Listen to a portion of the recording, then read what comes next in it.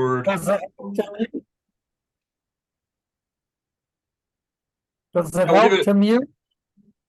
I don't hear it right now, Rick. It's good. We'll give it about 5 minutes and let people trickle on, and then we'll get started. What's the weather like in Maine today, John? You're on mute, by the way. Me? Or George, yeah. Who's ever in Maine? What's the weather like? That's not bad today. 40 degrees, no snow.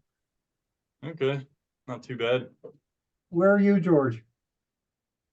I'm in Mount Chase. Oh, okay. Okay. Well, I'm a little northeast of you. I'm in Van Buren. Oh, nice. So We got 6 to 8 inches of snow coming tomorrow night. Wow. oh man. Could you ship some down this way? It would have been nice if you could ship some of yours up to us. We've got none at all, not even snowbanks. You all done tapping your trees, Don? I hope not. If I am done, then I'm not gonna have much on my waffles for the next year. And there's always a log cabin. Ugh. If I mute myself, does that noise go away? Yes, I don't hear it.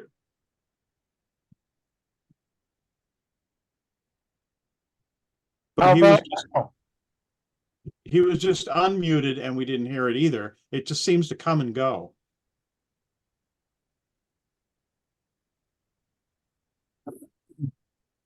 well, guess we'll just have to live with it a little bit off and on. I'll stay muted unless I'm talking. Sounds like a good plan, Rick.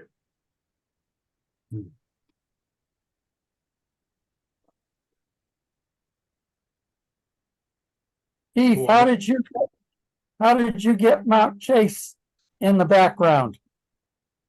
But that's Grand Lake Matagamon in the background? Oh no, that's Horse Mountain. I'm Yeah, sorry. Yep, those are the pontoon boats. Yeah, Doing Yeah. really good. okay. Sounds good. Yeah, how old Go are ahead. they? Those pontoon boats are older than most of our staff. Still kicking. So Sam, Mike Cormier is with us in this meeting. Mike is our council president. We had two generals in attendance. One is retired and one is the new adjutant general of the Maine National Guard. So I don't know how many meetings she can attend because she's probably got more meetings than you could shake a stick at. But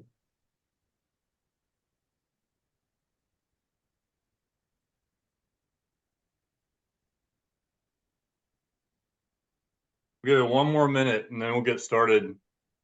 I put the agenda in the comments or the chat if you want to see what we'll try to see what we can get to. We're going to try to keep this meeting to an hour.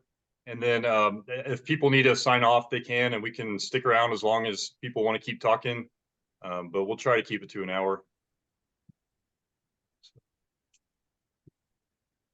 All right, looks like got a good turnout, 5, 10, 15, 20, 23 people. That's excellent. All right, got Jack. We have a no-name iPhone that's black. I don't know. That's me. Oh, okay. Yeah. All right, me. Got it. yeah, It's Andrew no, Nelson. as much as I did before. Andrew Nelson. Okay. Can I change his name on there? Let's see. Yes, Rename. upper right-hand corner where the 3 dots are, one of your options is to rename. Yeah, there it is. Let's see, Jack is here. Nice.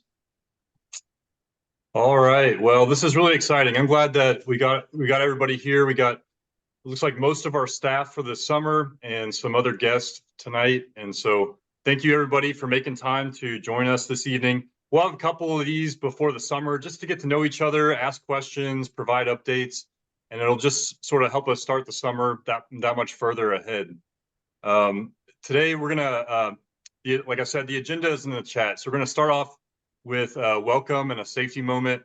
Then we'll do a quick round of introductions with everybody.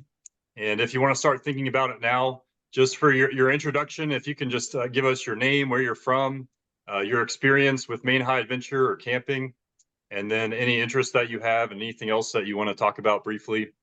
And then after introductions, we'll start. I just want to do some staff paperwork. That's a big, a big task that we have to accomplish before you arrive. So we'll talk about that briefly.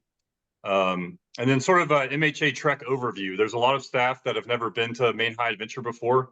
So I'm going to use a PowerPoint and quickly go over what a trek is like at Maine High Adventure to give you a sense for what our mission. And then after that, we'll talk more about base camp living, what's it like to live on base. Then I'm going to show you the training and summer schedule, so you get a sense for the sort of what the summer is going to look like. And then after that, we'll talk about the next meeting and have a short closing. So great. Without further ado, just once again, I want to welcome everybody this evening. We have a lot of people invested in Maine High Adventure, and we have a rich tradition. And for first-year staff, the 3 months that you spend with us this summer could very well be the biggest impact summer that you have in your life. I know for a lot of people it is. So working at Maine High Adventure, not only do we make a big impact on our participants, but you personally will be impacted by joining us this summer. So I know that our veteran staff can tell you about their first summer and how much that changed their life. And then this summer, we're going to have about 500 participants this summer, and you're going to change their life as well. So we have big goals to accomplish this summer, and we're all going to be a part of that. So the safety moment, we're going to deliberately include more safety moments in our training. For our guide staff, when you're with your crew, every training session on the first few days, you're going to talk about safety before you talk about whatever that training is. You know, if you're teaching stoves, you're going to talk about how to use a stove safely before you actually light the stove. So, and that sort of idea and sort of setting that pattern. Today, I want to talk about mental health. Mental health is I don't know if it's a growing awareness or just a growing need in the camping industry. Over my 15 years, we've seen more and more mental health emergencies in the backcountry. And in fact, the one evacuation that we almost had last summer was due to a mental health crisis. And so mental health is really important, and it's important. I think our young staff, now they include a lot of mental health training in school and things like that. And so our young staff might actually be the most skilled and trained in mental health awareness and having the tools to handle that. But we're going to include some mental health training in our all staff training. And tonight I just want to talk about how mental health, there's a few factors there. So taking care of yourself physically, are you sleeping and eating? Are you maintaining your hygiene? And taking care of yourself is important to your mental health, as well as being part of a bigger community. And so Maine High Adventure, for the staff that have never been there before, you realize that when we're out there on our property and we're a team, we watch out for each other, we take care of each other, and it really turns into sort of a big family. And that's really important for mental health for us. And so mental health is our safety moment today. And I just wanted to briefly talk about mental health. So thanks for that. Now let's quickly go around. We'll do some introductions. So I'll get started. My name is Keith Nelson. I'm the director of Maine High Adventure. I am originally from Texas, but I've lived in Minnesota. I've lived in New Mexico. And now I live in Maine for a few months, and I kind of roam around the country for the remainder of the year. My camping experience starts way back, and I've been working summer camp jobs for the 15 years that I've been a full-time employee. And then throughout college, I worked summer jobs, backpacking in New Mexico, canoeing in Minnesota, and I haven't yet been camping in Maine. So I still got to check that off the list. Maybe this summer I'll finally get to achieve that. Interests. So I enjoy endurance sports. I enjoy walks with my dog, and we do have a couple. Sometimes we'll have canine staff on base. I know we have at least one, hopefully, and that's my dog. And he's getting old these days, but if you're lucky enough to have him, once again, mental health and animals are really good for that. And aside from that, my other interests are just BSA high adventure and how we can achieve the dream with that. So I'll just get started here. Top left, George Ellis, you are first on my screen. Do you want to introduce yourself real quick? Sure. I'm George Ellis. I live in Mount Chase, Maine. My camping experience, always been in the woods pretty much my whole life. Go fishing, everything. I mean, I'm always in the woods. Can't get me out of there. My interests, I love flying, love model flying, hunting, fishing, pretty much everything I do except working. Cool. That's Thanks, about all. George.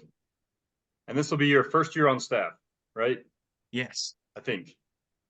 All right. Let's see. Don Hanson, you're next.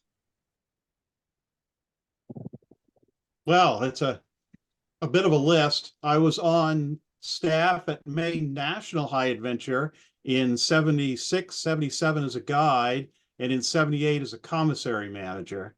And then I took a little hiatus from High Adventure, and now I was one of the people that helped form the High Adventure Staff Association, and I'm the president of the Maine High Adventure Staff Association. I also serve on the Matagamon Advisory Committee, which is a whole bunch of volunteers that really help make this program what it is. And I live in Maine, and I've got all kinds of interests. I got a sailboat, I do hiking, I do canoeing, I boil maple syrup, I work on electronics, which you'll probably see me doing up at base this summer. So that's the short version. Cool. Thanks, Don. All right, Rick, you are next. Oh, you're on mute, Rick. There we go. How's that? Good.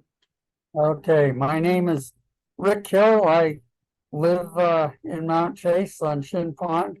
In fact, George Ellis is my closest neighbor. So, and I'm excited to have him on staff this year.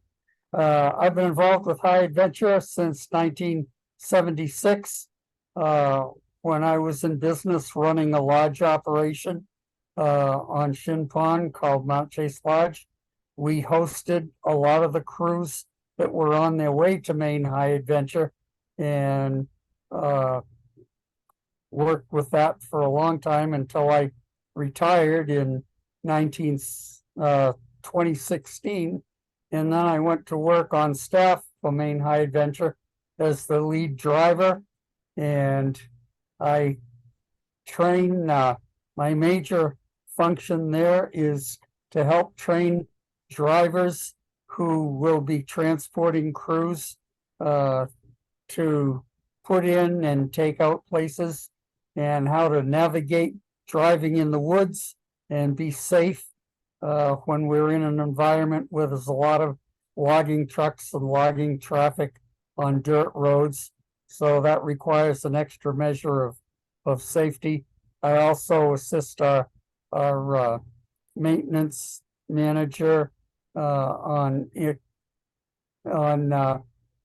helping people learn the anatomy of how to operate our vans, the equipment to check before they go out and come back, and that kind of stuff, and to teach people how to safely operate vehicles that they're probably not used to initially, but have quite a lot more responsibility when you're traveling with people in your vans. So that's about it for me. Awesome. We got a lot of people to go through, so go ahead. Great. I'll go. Well, thanks, Rick. Great introduction. I'm going to jump down to Carl Fivecoat real quick. Carl, if you can hear me, we're doing introductions, and we're just stating our name, where you're from, your camping experience, and any interests that you have. I think Carl's down in Key West right now, so he's we lost him. All right, Andrew, you're next. And So, hello, my name's Andrew. I worked at Maine last year, so this will be my second year. And I worked in Northern Tier for 4 years. So, and I also live in New Jersey. Thanks, Andrew. And for those of you unfamiliar with Northern Tier, that's a canoe base in Minnesota. So Mhm. they're our cousin over in Minnesota. All right, Jim, you are next on the screen. Well, I'm Jim Minner. I'm an advisory council board guy too. I'm a Pennsylvania native, but I'm a University of Maine Orono guy. I see at least one sweatshirt out there, so go Bears. I have a lot of camping experience, a lot of the Appalachian Trail. I spent a lot of my career in South Carolina, so I hiked most of the South over the years. Been to Maine High Adventure with crews 7 times, 5 times that I took for my scout cruise as an adult. But most importantly for tonight, I went twice in the early 70s when I was a scout, and I can still tell you the names of my guides, and I can tell you how reverential the crews were to them. The guides are the demigods of the Maine woods. So you have a chance this summer to not only have a great personal experience, but you're going to make a lifetime of memories with the crews under your wing. So thanks for doing what you do. Absolutely. Thank you, Jim. Let's see, John Pluto, would you mind going next? Thank you. My name's John Pluto.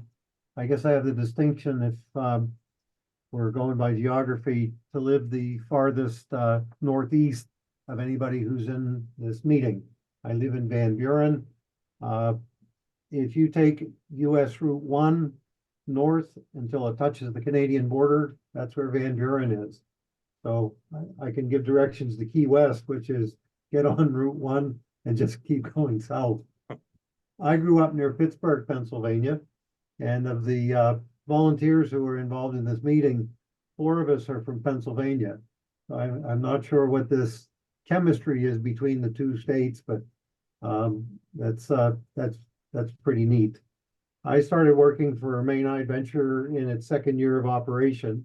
I worked at both the Matagamon base, and for about 20 years we had another base about 100 miles west of Matagamon called the Sabulic base. I've worked as a driver. I've worked as a guide, as a chief guide. I've worked as a director. I directed both bases. And once my kids kind of got in college and stuff, I re-engaged with the program as a volunteer. Something that, you may not realize it at this point, but Maine High Adventure has a very strong influence, not only on the young people who go through the program, but the people that work there. And it is amazing how many people remain connected with the program, 30, 40, 50 years after they were involved in the program.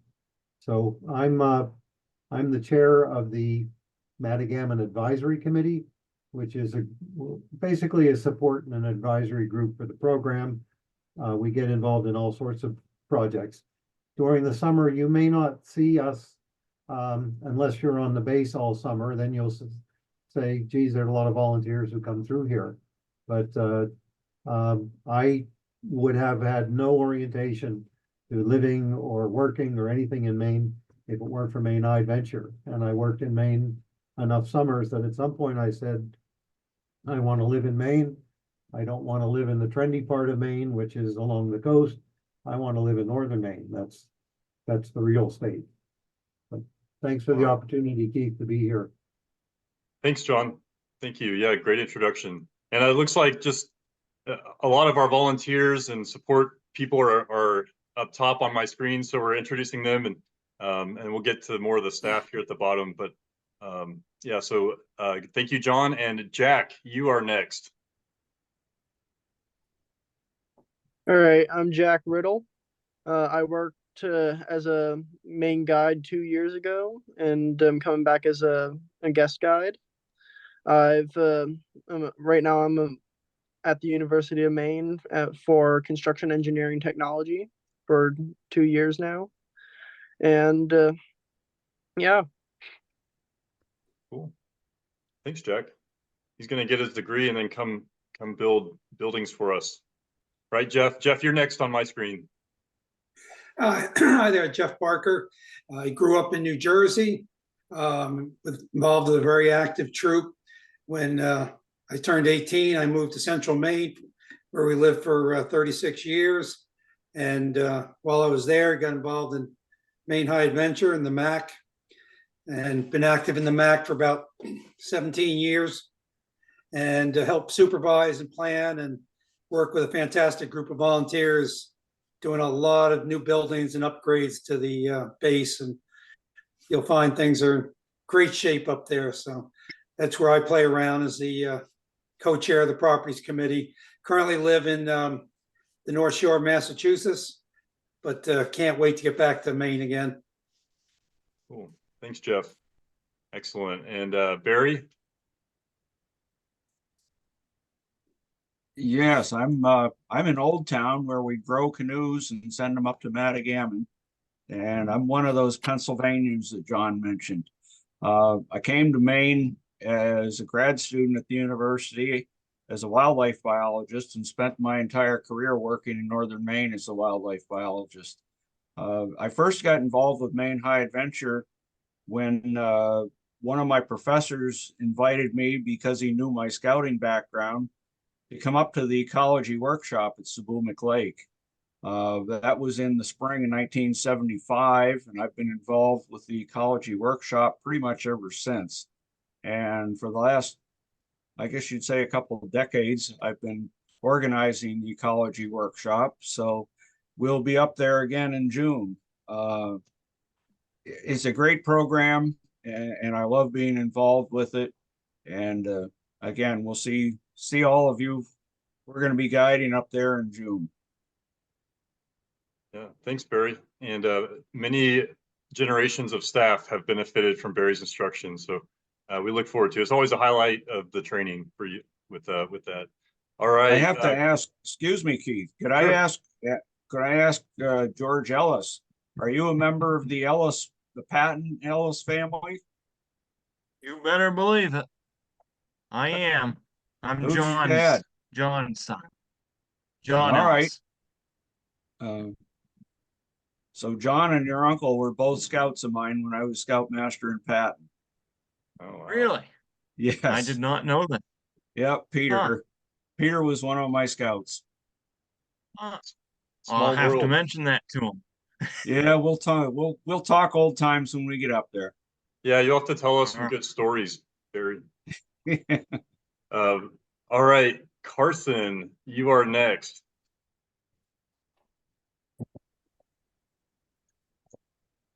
I'm originally from Western New York, but currently going to school up in the Adirondacks in Northern New York.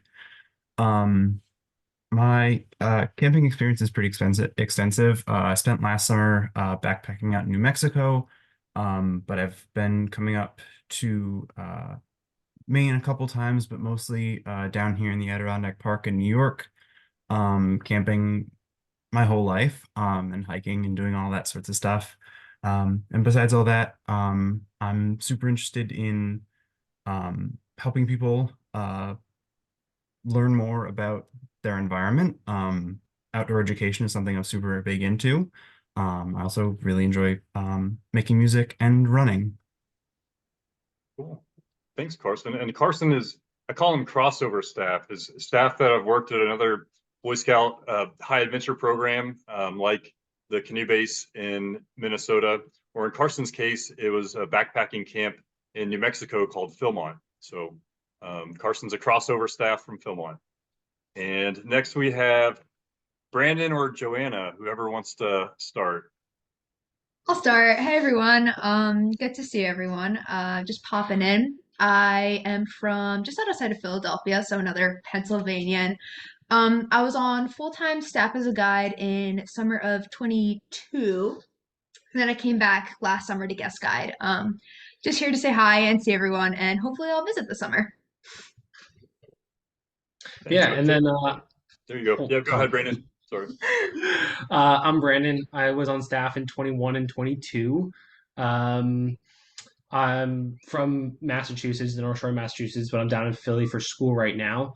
I'll be back up in the Patton Bangor area this summer, and I hope to stop by base a couple times and see everyone help out. I'm also on the MAC, the group of volunteers that helps out. Cool. Thanks, Brandon. All right, Kristen, you're next. Hello, I'm Kristen. Don't mind the bruises. I broke my nose a week ago, just if anyone was wondering. But what were we even supposed to say? I'm originally from Missouri. I just remembered. I'm sorry. Originally from Missouri. I've kind of been traveling the last several months now, so kind of been all over the place. Currently, I'm in Colorado, but that's kind of changing all the time. So yeah, coming from somewhere within the States. I've been to Maine last summer. I did 2 seasons at Northern Tier, and then I was also a film at Tier crossover person during the year that it burned down. So that was an interesting experience. Otherwise, I just love camping. I kind of grew up in the woods and on the river, so I always just like doing river guiding. Pretty fun time. Any interest? Kind of a whole bunch of different interests. I really like art and photography, but also I like playing rough. So yeah, kind of a little bit of everything. Thanks, Kristen. All right, Mike, you're next. Oh boy. Thanks, Keith. My name is Mike Cormier. I'm the council president for the Katahdin Area Council, which is the overarching council that encompasses all the six most northernmost counties in Maine. So I'm really appreciative of all that you guys do, and I can speak firsthand to the impact that you guys have on people. My camping experience, I guess the only relevant one is that I guided Andrew Nelson down the river last year at Maine High Adventure for 3 days, I believe, and showed Jason how to get us on the pontoon across the lake. So I've had a very active role in Maine High Adventure, but interests outside of that, I'm an Eagle Scout, been outdoors for a long time, but now much more so in the office. But just have a huge appreciation for you guys, really excited about the year, and I have no doubt it'll be a huge success just based on already the people that have spoken tonight, and also a thank you to the MAC committee for making this whole thing go. So thanks, Keith. Cool. Thanks, Mike. Excellent. All right, Scott, looks like you're next. Hello, glad to be here. Scott Oath, calling in from Minnesota, and I am lifelong scout involvement, grew up in scouting, Eagle, and been involved as an adult volunteer for a long time.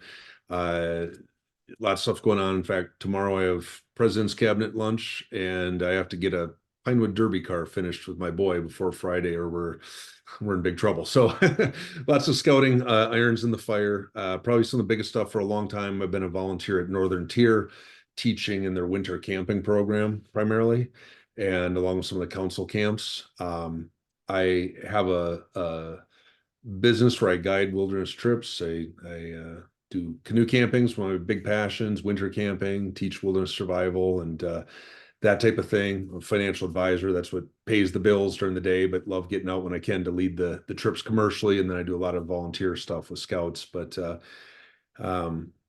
maybe a point of interest for the Pennsylvania mafia that's here. I've had the pleasure of learning from some guys that you might know. Jeff Pilgrim's here in Minnesota and is a highly ranked ACA paddling instructor. And so I've spent time on the river with Jeff Pilgrim here and learned from him, and also gone through both of Kevin Slater's river guide and winter guide trainings out in Maine, and then passed the Maine guide test myself. So yeah, the strings, go around and around here. It's all kind of interesting. But what else can I say? I came out last year for the guide training trip and had a great time. It's just a fantastic group of guides. I love the energy and enthusiasm, and we faced a lot of challenges, hypothermia conditions and spider bites, and rescued a family that was stranded and had a pinned canoe, and just all kinds of stuff. But it was a great group, and man, I love canoe trips in Maine. It was a fantastic route. So a lot of fun. hope to stay involved as much as I can. I'm from away, as you all would say, but hopefully I can make it back this summer to help out a bit. Absolutely. Thanks, Scott. Excellent. All right, Nick, you are next. Yeah. So I'm Nick Evans. I'm from South Georgia, and I've been camping pretty much my entire life.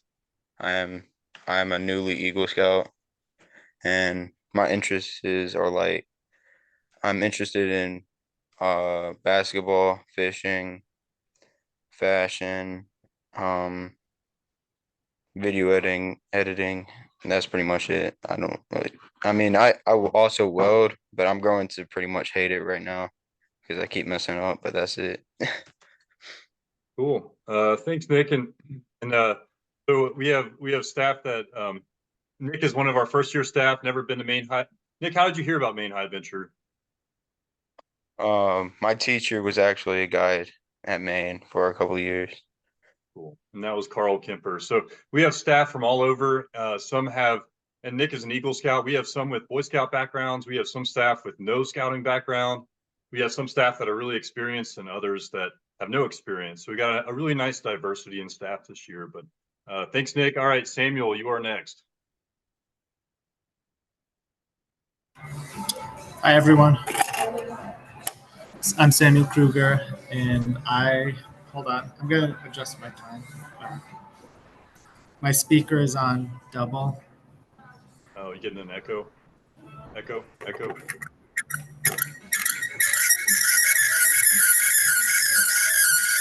That is a sound.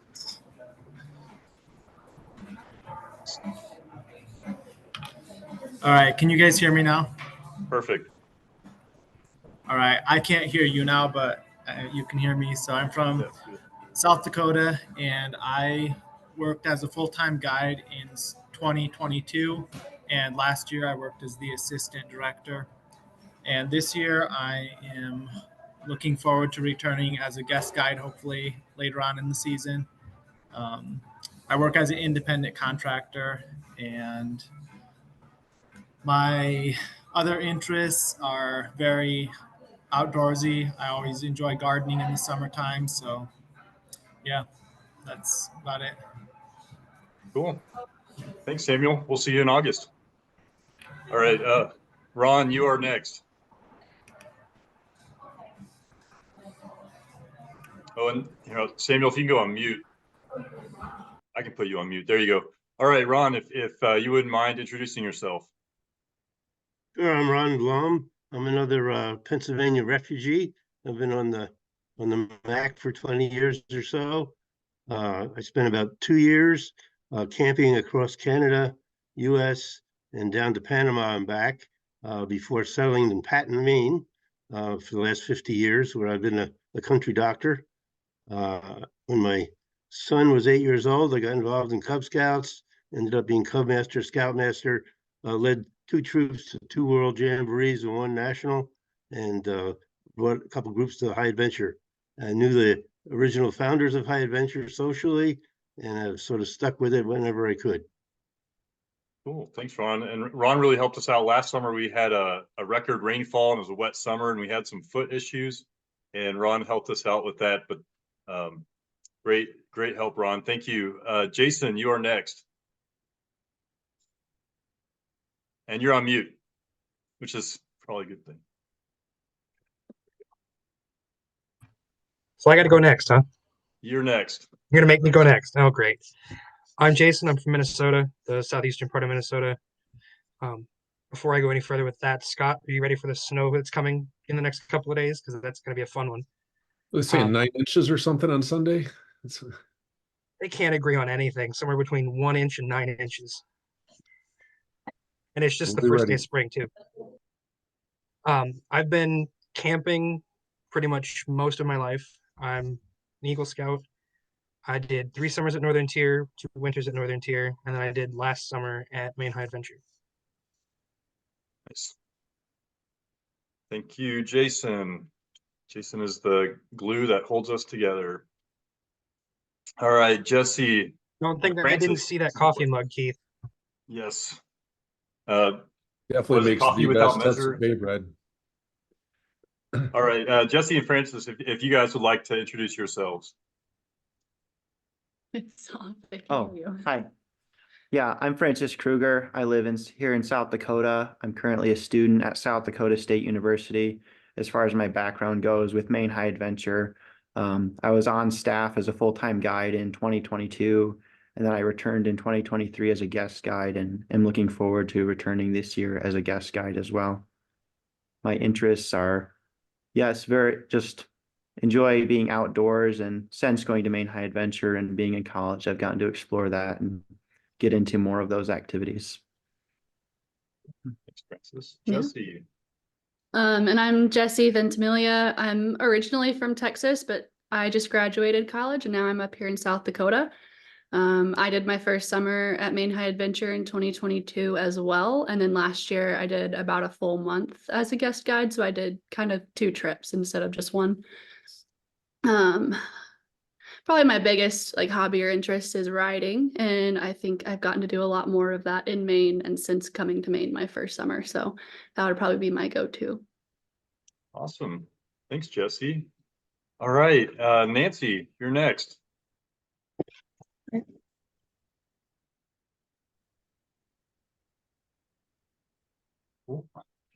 Okay, do you hear me? We can hear you. Yeah, I'm Nancy Pianka and I live in New Mexico. And I first heard about Maine High Adventure when Keith Nelson moved cross country to be in Maine. So I'm looking forward to the opportunity to be up in that area. I've worked at Philmont for the last 6 seasons and I was looking for a fun change. And so I think it'll be a good opportunity to see a new part of the country and work with a new group of folks. I appreciate hearing about all these volunteers and about the passion that you all have for your camp. And I'm looking forward to being part of that community. So I'm glad to be on board. Thanks, Nancy, and we're glad to have you. Nancy and I are going to be in the office together, so we'll share the office there, and we have a lot of work ahead of us. All right. Oh, Mike's up again. No, let's see. I think my screen went back. All right, John, you are next. John Hall. Hey, good evening, everyone. This is John Hall from South Texas, San Antonio. And much like Nancy, I heard about the Maine High Adventure Base out at Philmont, and Keith was out there and been looking to go out there for the last couple of years. Most of my camping experience, my whole life, I've been a Boy Scout and Cub Scout since as long as I can remember, and spent most of the last decade or so out in Philmont, both as a seasonal employee and doing a few things out there. So looking really forward to heading out to Maine. I like movies, like board games, and mostly I just like to be in the great outdoors. Cool. Thanks, John. Can't wait to have you up this summer. All right, Max, you are next. My name is Max. I've done 2 trips as a scout at Maine High Adventure, and then 3 summers, the past 3 summers. This will be my 4th summer working there. Any other questions? Oh yeah, I enjoy foraging, playing disc golf, and playing guitar. And I'm from Massachusetts originally, but I'm living up here in South Dakota with Francis, Jesse, and Samuel, working for their company. Cool. Thanks, Max. And Max is our most experienced guide this summer, and he also brings the perspective of being a previous participant. So a lot of our staff, they're crossover staff from other Boy Scout High Adventure bases, or people that have never been to Maine High Adventure. Right now, a lot of our staff have never been participants, and so Max brings that perspective as well, and he's going to really help ensure that our staff are well educated and provide that experience for us. So thank you in advance, Max, for your experience. Eden, you are next. Hello all, I'm Eden. I've been sick the past week, so I'm gonna try not to interrupt myself coughing. I am from Houston, Texas. This is actually gonna be my 3rd year, which is kind of crazy to me because I just showed up 2 years ago and fell in love. And I don't have a lot of camping experience either. I just wanted to like try something new, and so going across country seemed like the best way to do that.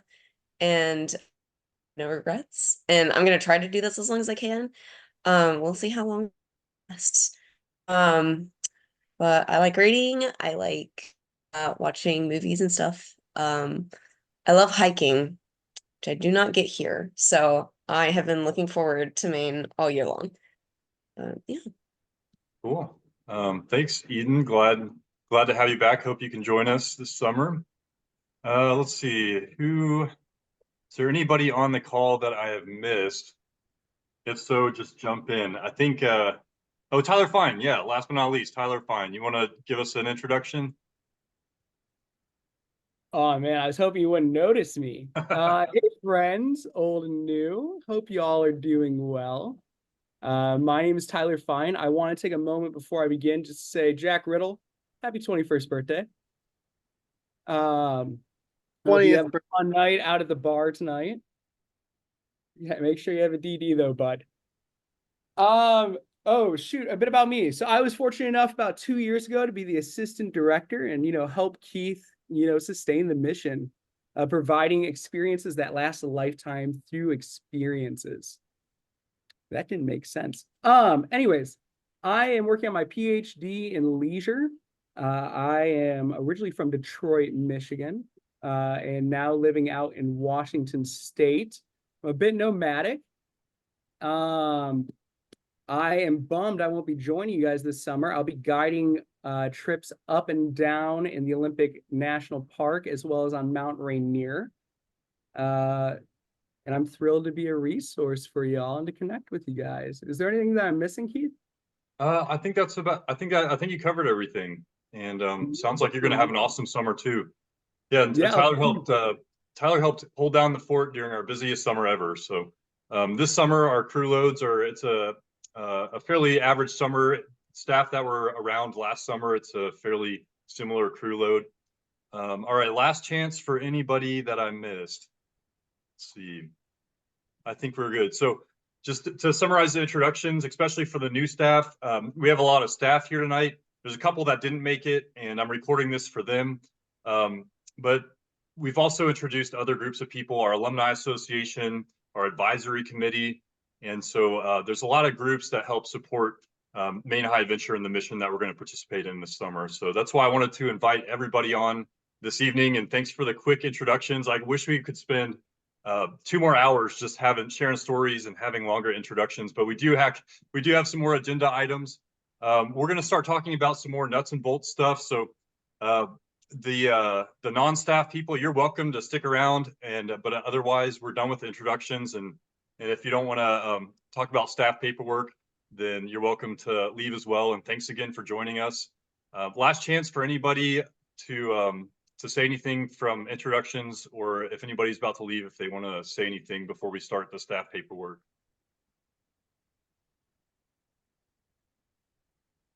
All right. Okay. Well, I'm going to go ahead and share my screen here. Okay. Let's see, make sure I'm doing this right. Okay. I'm just going to share the opening. So by now, just about everybody has received their staff paperwork. I think, Kristen, you're still on the list. I don't think I've sent it to you yet. But I just wanted to go over basically just every item in the staff paperwork. And we do have time before the summer starts to complete the paperwork, but the sooner you get it done, the better. And the easier it is for our administrative staff to do things like process your BSA applications, or we can catch the mistakes in your paperwork so you can complete that. If you arrive and the paperwork's not complete, it kind of snowballs the training and we have to play catch up for there. And so it's really important that we take care of this paperwork early. And it's amazing how quickly time sneaks up on you. I've been a seasonal staff, I get it. And so I understand how it goes, but please ask me questions if you have questions about this, especially for staff that have never worked for the Boy Scouts before or even had a job before. I just wanted to point out a couple things here. So you should have received your letter of employment. This was the letter that talked about your dates and your pay. Look at that closely, especially on the dates. If the dates are different, and some staff have let me know this, please let me know if there's any date changes, because that's really important to scheduling our trips this summer. And we need to jump on that early to make sure that we have enough staff to cover our trips. So, if you're going to arrive late and we have to catch up on some training, or if you're going to depart the summer early and I need to find a guest guide to take out that last trip, please let me know. And thank you for people like Nick that are pushing it really close to their school start date. I do appreciate that. The one thing I like to talk about dates though is I worked at a camp where they had a staff member that was really trying to push the envelope for finishing their summer contract and then getting back to school. And they ended up driving through the night. They fell asleep at the wheel and got in a car wreck, and it was a fatality. So if you're so committed to the summer that you're having to drive through the night and drive tired, please, we'll just add another day to your start date or your end date. And but other than that, we do need you for the full summer. It's really important to start training on June 1 if you can make that. And so your arrival date would be the last day in May, and we'll hit the ground running in June. And once again, the training is so jam-packed that we want to have your paperwork done early. A few of the online trainings here. So down here, you'll notice that there's some Boy Scout online trainings. These are really good. They're fairly short. They're like 30 minutes each, and they actually cover some really good topics. And I feel like I made some pretty good instructions on how to access those. But if you have questions about that, please let me know. And then that's the BSA online trainings, but then there's a separate system for the harassment prevention online training. And so there's different instructions for that.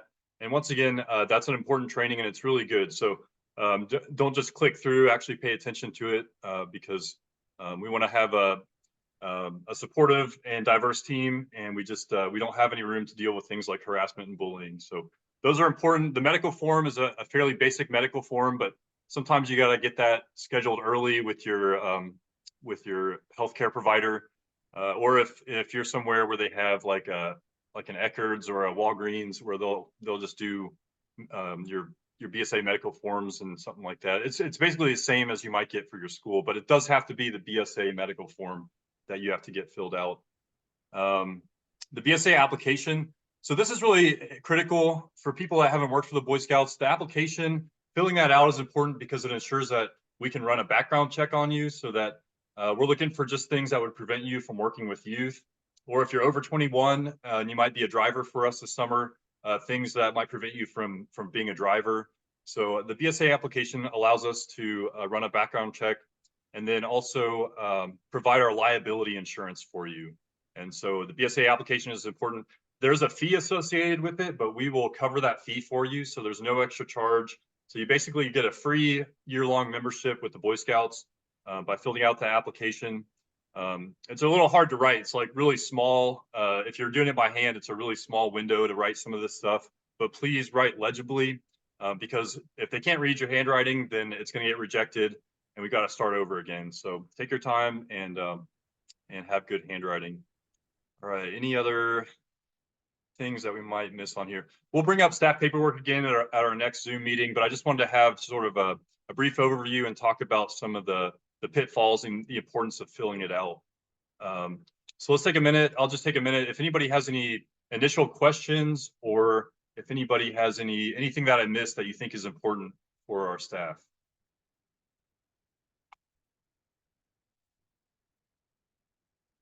Cool. And once again, Don Hansen, he was one of the first people to introduce himself. He created an online web page on our website, and that was included in the email that I sent with staff paperwork. And so you can access these through the PDFs that I attached to the email, but they're also accessible online through that website that Don made for us, using the password that he included with that website. So that is the staff paperwork. Cool. I'm trying to see if there's anything else that we might have missed on here. The uniform and dietary restrictions. So we do accommodate dietary restrictions, and we'll take care of you. Jason will take care of you with the dietary restrictions and the uniforms as well. That just helps me know when I order uniforms, I need to order uniforms well in advance, at least 3 weeks before the summer starts.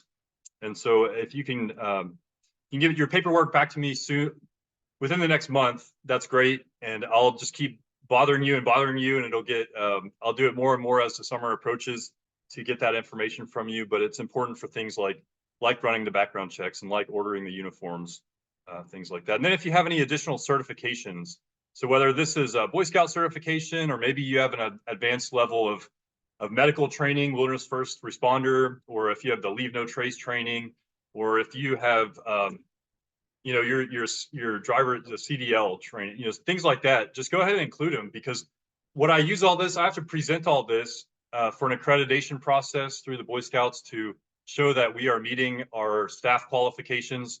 And anytime that I can show them how qualified our staff are, it just really makes us look good to our accreditors. And they go out and they tell all the camps in the Northeast how wonderful we are. We're also expecting a visit from our health inspector for Maine this summer. And so things like your ServSafe certifications, they're going to check that. And so including those copies of additional certifications are great. All right, last chance for staff paperwork. Cool. All right, now I'm going to share my screen. Let's do, so I really am trying to keep this to an hour. Let's just jump to the base camp living and then talk about the training schedule. And then we'll do the Trek overview at the end. And that way, people that have worked for Maine High Adventure before, they don't necessarily need that sort of BSA Trek overview. So we'll save that till the end. Let's talk about camp living real quick. All right, share screen. And this document I did send, it is included in the staff paperwork. And so you can see this, you can refer to this online. Can you all see the staff housing pictures here? Okay, just stop me if you can't see my screen. All right, so as far as base itself, we sit on a beautiful, it's almost 40 acres. We're surrounded by Penobscot Native American land on our side of a very large lake called Grand Lake Matagamon. It's like 2.5 miles wide and like 6 miles long. It's this very, very big lake that's surrounded mostly by the Penobscot Native American land and Baxter State Park. And so we really feel like we're definitely the primary users of this lake, but we feel like we almost own it. And so it's a very pretty piece of property with a nice shoreline.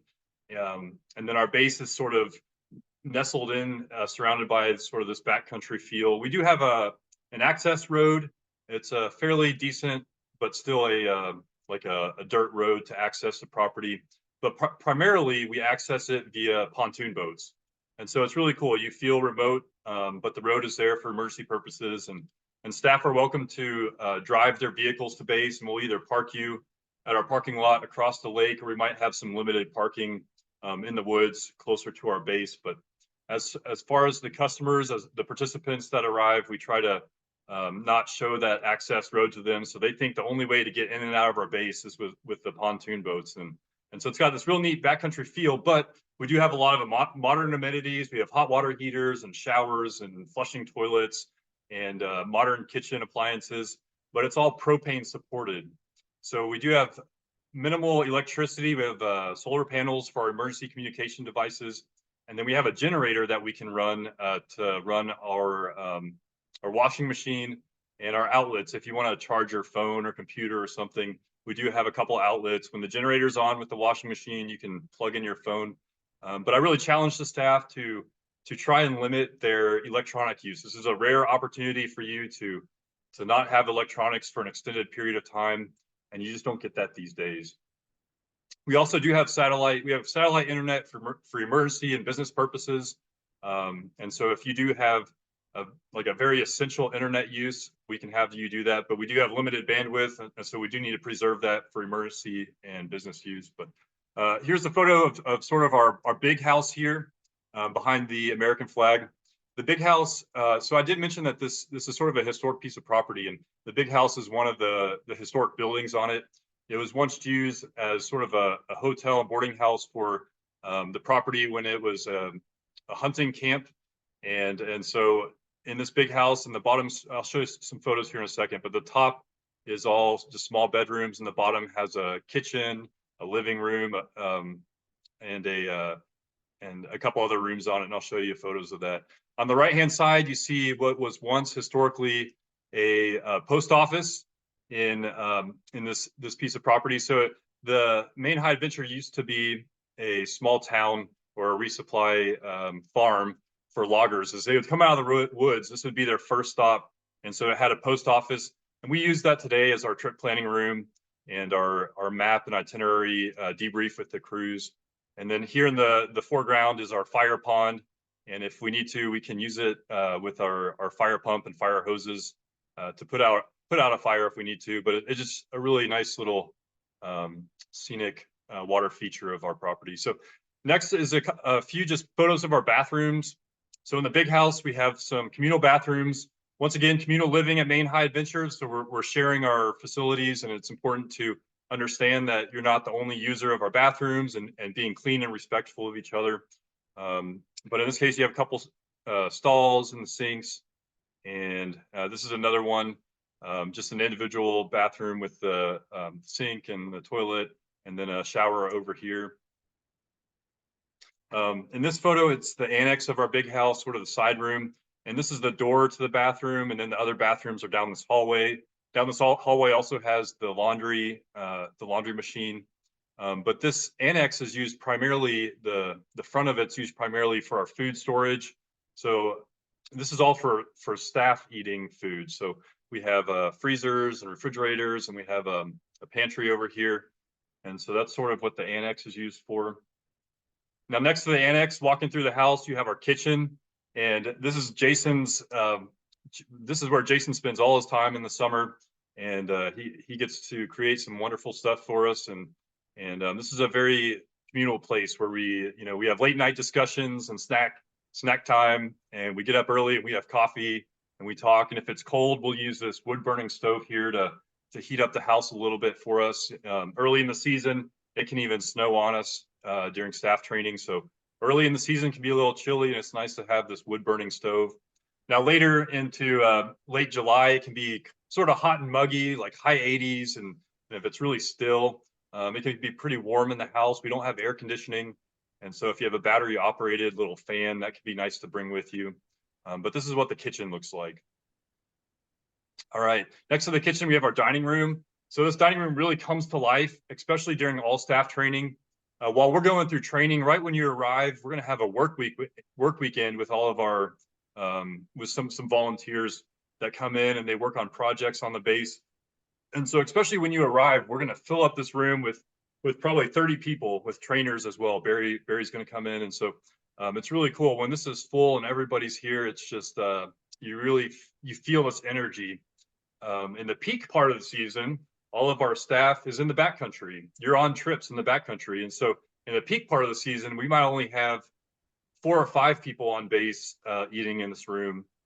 So it really fluctuates. And this is sort of the middle room of the bottom of the big house. Now on the keeping walking through the house, you now have our living room. And so this is just a hangout area, just depending on the staff. A couple of years ago, we had a really musically inclined staff. And last year we had some good musicians. And so every once in a while, somebody will be playing on the piano or playing their guitar. And that's nice to have, or reading a book, or just sitting around sharing stories. And so this is a great room just to kind of hang out and talk. And then in this room also, on this table here, is a small phone booster. So we're kind of in the cell phone dead area. We're just, all the cell phone towers are blocked by topography. And so you don't really get good cell phone signal no matter what service you have on our primary base. But around this little booster, if you're within a few feet of the booster, you might get a bar or two of signal. And so so that's sort of, if you do need to make a call or send a text, you can do that around this little booster. Now, if you do need a full day of internet and cell phone, all you have to do is just down the road a bit. There's like the Mount Chase Lodge where you can hang out there, and that'll be part of our training and orientation. We'll show you where that is and introduce you. But there's places within 20 miles or so that you can sit, and you can even have a meal and get on your laptop and do, if you need to schedule your courses for next school year, you can do that. And so so there is access to internet and cell phone if you have a day off. So there you go. All right, that's the bottom stairs of the big house. Now upstairs in the big house, like I said, it's a series of small bedrooms. I think there's something like 8 or 9 small bedrooms. And this is just shows a photo of what a bedroom would look like. And thank you to Ben Barr, one of our drivers, for letting me take this photo and add it to this document. of his bedroom. And so we're getting new mattresses this year. They're all going to be twin extra longs. And so if you're planning your bedding, if you're a guide, you might want to bring a sleeping bag for when you're on the trail. And you can certainly use a sleeping bag for when you're on base, but if you're a guide, especially and you're on the trail and it gets wet or dirty, it's nice to have separate sleep sheets and blankets and things for base. And so if you're trying to plan for that, twin extra long will be the right size for you. And so if you're in the big house, just depending on our staff dynamics and things like that, we've kind of varied who will stay in the big house and who will use our little satellite cabins up the hill. But yeah, in the big house, if you're in the big house, you have a small bedroom to yourself. You know, they might be 12 feet by 12 feet or something like that with a bed and like a dresser in it. Pretty basic. The big house can be a little noisy. And so that's sort of the downsides of living in the big house. And once again, if you have a battery operated fan, heat rises in the big house. And if Jason's cooking some wonderful food, it might get a little warm upstairs. And so having a small battery operated fan is great to have in the big house. There's also no lighting upstairs. So if you have battery operated string lights or a headlamp or something like that, that's nice to have if you're going to be upstairs. And as we get close to the summer, we'll try to define who's going to be upstairs and who's going to be in these satellite little cabins. But in general, in the satellite cabins will be more of the guide staff, and then in the big house will be your base camp staff and things like that. So at the very end of this hallway is a small library. So if you need a quiet place to go just relax or take a mental health break, or if somebody's playing music downstairs in the living room and it's not what you care for, you can head up to the library and read a book in here. And it's a nice place to hide if you just need to get away. People forget that this room exists. And so sometimes I hide in there if a lot of people are looking for me. Great. So I showed you the bathrooms in the big house and some of the bedrooms and the communal spaces in the big house. Now we're going to walk up the hill, and behind the big house is a hill that leads up to a couple small cabins and another sort of bathroom situation. So these cabins are brand new for the most part. The alumni and donors and our committee, our properties committee, they raised money and they built these nice little cabins for our staff. And so we want to respect them, because before this, they had to sleep in these canvas tents that were falling apart and they were buggy and wet. And so we definitely want to respect our facilities. Maine High Adventure, we make enough money to cover our expenses and things like that, but we don't make enough money to where we can treat our facilities and our gear poorly. And so this is your living space. We will respect your living space, but sometimes we might need to access it for things like checking the fire alarms and fire extinguishers if we have an inspection or something like that. Or if there's any sort of reason for us to go into your living space, we will. But in general, we do respect your living space because everybody needs to have a space to themselves. But up the hill, this is what one of those small cabins will look like. Inside, there's just sort of this central entryway with a cabinet here, and then on either side, it splits off to a left and a right side. And then this is a photo here of the right-hand side. Inside, you see two beds. Some of the cabins have little shelving or drawers or something like that.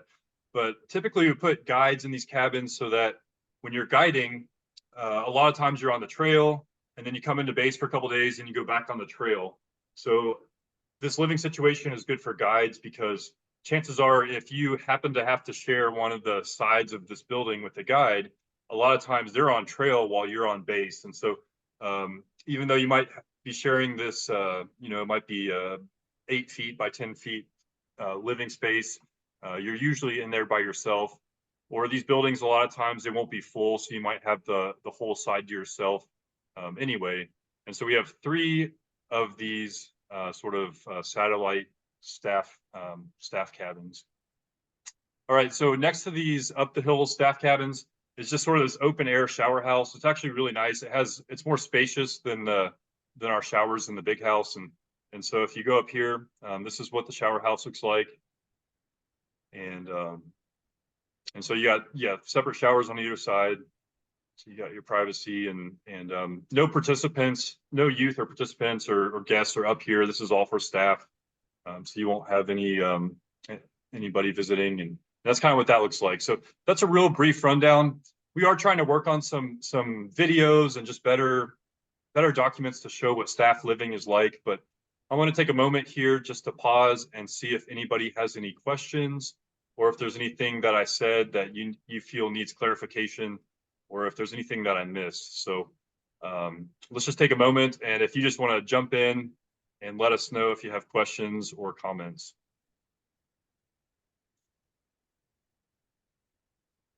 What did I miss? So, how many cabins are there? Yeah, great question. So I'll refer to this photo here. So this is the big house, and this is the foreground. Behind the big house is a hill. There's now 3 cabins. We built a new one last year. That's right. So there's 3 of those split cabins behind the big house up the hill, and it's just it's a short hike up the hill. After you eat one of Jason's wonderful meals, sometimes that hike feels like it's forever, but it's probably maybe 100 meters up the hill, and that's where that sort of other shower house and 3 of those split cabins is up the hill. Now there's another one back here behind the post office here. There's another one over here, and historically that's been for female staff, but we kind of just based on our staff needs and dynamics, sometimes it's nice to have one of these cabins open for like guests or unanticipated needs. But yeah, Nick, that's a great question. Did that answer your question? If you thanks. And if you're looking for what should I pack all my staff items in, the staff guide does have a packing list. You don't need a whole lot. If you're on base camp, you might want more just creature comforts, books, musical instruments. But really, when you're on base, we'll provide your uniforms. So maybe a couple undershirts or whatever the case may be. But we'll give you pants and a shirt. And so having a couple pairs of clothes for days off if you're going into town, that's fine. But you don't need to bring your whole wardrobe. And then bring some cold weather clothing like a fleece and a rain jacket and a knit cap for early in the season. And then maybe if warmer weather, clothing like your bathing suit or something like that. So you don't need a whole lot, but you can bring that in duffel bag or a foot locker. You have various options for that. If you've never been on staff and you have questions about that, I can just talk to you directly and we can answer those questions for you. But Nick, you're probably flying, so you'll probably want to fit everything that you're bringing on like in your luggage. So you probably have limited space. All right, what other questions do you guys have? Great, and if you're with me till the end and you want to see more about that Trek life, about what it's like for our customers and participants to go through a standard Trek, like George and Nick, you're going to be guides this summer. If you want to see what that's like, we'll spend 15-20 minutes and I'm going to run through a PowerPoint. That's going to show our other buildings on base, like the building where we put all the gear and the food. And so if you stick with us, I'll show you the rest of the base, but the photos that I've showed just now is more the staff living side of our base. So great. All right. And we will have more of these Zooms, so I'll probably include things that I missed in future Zooms, and we can go from there. All right, last chance for anybody to jump in about staff living questions or comments or anything like that. You mentioned we only had the 3 cabins, Keith. Are we going to discount the cave then? Yeah, well, I think for just this presentation purposes, that's right. Thank you, Jason. There are a couple more staff living areas. So to the left of the big house here, we have our administrative office. And then to the left of that, we have a small cabin that's usually for like the director or the assistant director will live in there. And then behind the big house is another sort of larger cabin. And we might have a couple staff back there. That's also maybe an assistant director or the commissary manager or something like that. And yeah, Jason, good point. There are more staff living areas that are more specific to some of the positions. So thanks for bringing that up. All right, cool. Okay, so I'm gonna jump over and start talking about our summer schedule. I'll show that to you, and then after that, we'll let anybody else that wants to check out do that, and then we'll finish up with the sort of day in the life of a Maine High Adventure Trek. So I'm going to share my screen and switch over to the schedule here. Great. And let me quickly just pause real quick to ask and see what day works well for our next meeting. So I'm trying to figure out how to get everybody back on my screen. All right, well, maybe just post in the chat. It seemed like Tuesday worked best for most people, but if there's another day that works better, let me know, and you can email or text me later as well. But we'll have another one of these probably in 2 or 3 Tuesdays from now. And so as we're planning ahead, you can pencil that into your calendar, and then we'll adjust based on any feedback that I get. I know at least one person is busy every Tuesday, and so we'll have to decide if the needs of the many outweigh the needs of the few, or if we want to look at a different day of the week. But does anybody have any quick comments about our next meeting and the date that you want to have for our next meeting? Or time. I picked a later time because it just seemed to work with more people. But if you have a different time suggestion, let me know that as well. All right. Great. Can everybody see the schedule here? Or anybody not see the schedule? And just let me know if you can't, because I don't know how to bring up the Brady Bunch here. But on my screen, I'm sharing the schedule, and to sort of describe the schedule to you, we have on the x-axis, or on the columns, we have the different guides up here, and I'll add in our base camp staff as well. But just to give you a sense, each one of these columns is one person's schedule for that summer. So just Max over here as an example. This is Max's schedule. And then on the left-hand side, or the rows, the y-axis, we have the days of the summer. So you can see we have 5/24 would be like May 24th. And then, 6/11, we move into June. And so throughout the summer, this is what a schedule might look like. And you can see I'm highlighting here, this is going to be Max's summer schedule. So up here we have staff training, and then and right now all these trips, these blocks, these green and yellow blocks, those are our tentative trips. Right now they're kind of just thrown on the schedule, and we'll finalize that as the summer approaches.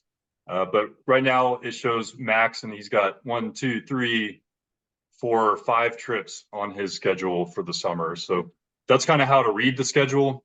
But what I really wanted to do is zoom in here to what the training is going to look like. And we'll go more in detail in future Zoom sessions, but just to give you a sense for what the timing is like and why it's so important that you get that staff paperwork done ahead of time. Everybody's going to come in, ideally, the last day of May. We do have late training for late arriving staff and our West Point staff. We have West Point guides come in, but for the full season staff that can arrive on May 31st, you're going to start on this day. We're going to have a brief tour of base. We're going to go through your paperwork, and then we're going to jump right in on June 1st with just some getting to know you skills, so everybody feels comfortable with communication and being able to really dive into training and feel comfortable just knowing each other and being able to jump right in, finish that paperwork, and then we're going to try to just really get on water as much as possible. I think that the more time that we spend in the field, it just is better for both our guide staff and our base camp staff. I mean, being surrounded by this natural environment is just is a wonderful thing, and I think that we'll get some good training by getting in the canoes on day one. And so we'll do a short paddle on this day one, just sort of like an icebreaker and getting to know the program. Then day two, just sort of Boy Scouts 101, Maine High Adventure 101. This is going to really help our staff that don't have a lot of Boy Scout experience or have never been to Maine High Adventure. Just understanding what the aims and methods and mission of Boy Scouts and creating future leaders. So it's not just about the canoe trips. It's about building up youth into being successful leaders. And so we'll talk about that on day one. have more of a paddle. And then also on these first couple days is our work weekend with our volunteers. And so we're going to get to know some of the people that support the base, these organizations, like some of the people that we met here tonight. You're going to get to meet them in person, and you're going to get to hear their stories when they were on staff. And it's going to really get you excited for the rest of the summer and the stories that you're going to have at the end of your summer. So on the first couple days on base, we're going to be on base training, but we are going to try to transition to water-based training for the guides as quick as possible. I think that 1 day on training on trail for a guide is equivalent to like 3 days training on base. And so we can train on base as much as we want, but getting on the water is where we're going to see our growth and our development in our training. And it's so important to be engaged in training and pick up as much as you can, because the crews arrive at the end of June, and we got to be prepared for that. But we're, after a couple days on base, we're going to just do a quick trip down the East Branch, and the East Branch leaves right out of our lake, right in front of our property. So it's an easy transition to just leave our shoreline and head down the East Branch. And this is sort of this is some whitewater. If the water levels are too high, we'll do an alternative trip. But it sort of just sort of throws you in right away. And part of being a guide is just having the right mindset for, you know, observation skills and an excitement for the unknown, but also a healthy sense of caution.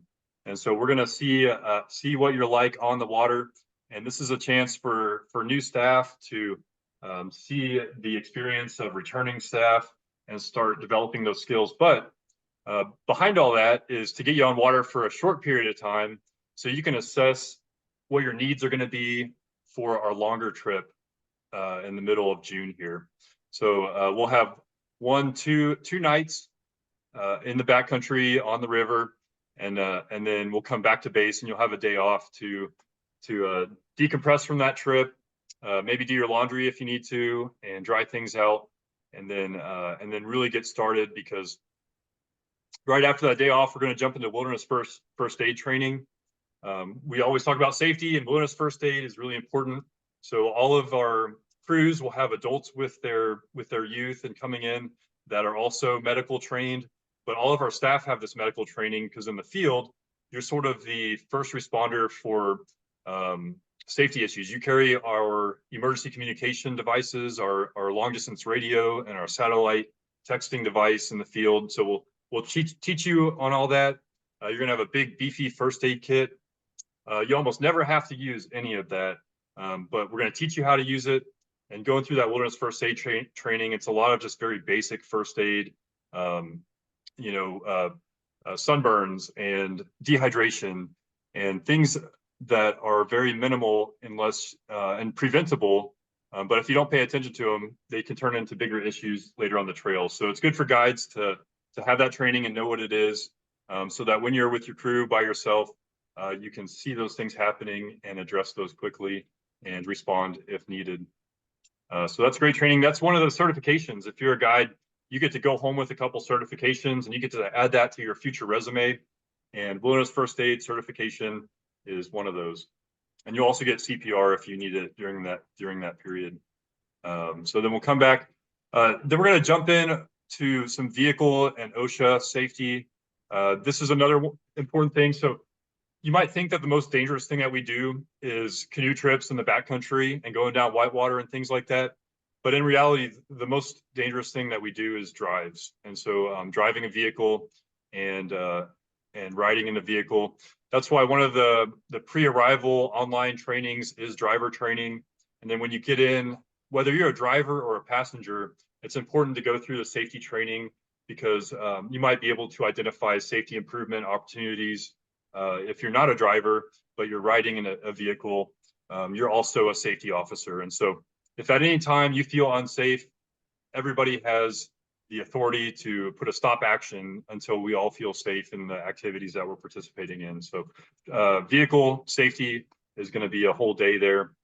And then after that, we're going to jump into, if you guys remember Barry Bergenson, the wildlife biologist from Pennsylvania, he was talking about being there during training. And so Barry comes in, he brings a whole team of trainers, professional biologists and things like that. And he just has this really great way of sharing natural features of what you're going to experience in the backcountry. So identification of flora and fauna, and then he'll actually take you in the field for a morning, and you actually get to paddle around and sort of identify things with Barry. And it's a really neat experience. And also, hopefully, we'll be able to see an active logging site. So Northern Maine is privately owned by mostly logging companies and paper companies. And they have a recreational use corridor and a great partnership for both industry and recreation. And so it's important that we go experience the industry. And Barry has some great connections, and you might get to see an active logging site where they're cutting down the trees and de-limbing the trees for processing.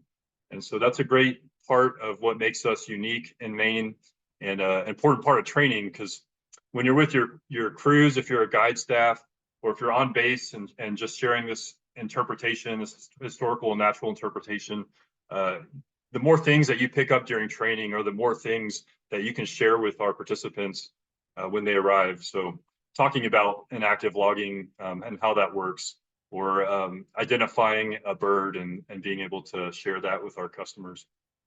All right, so after that, once again, we'll have another day off.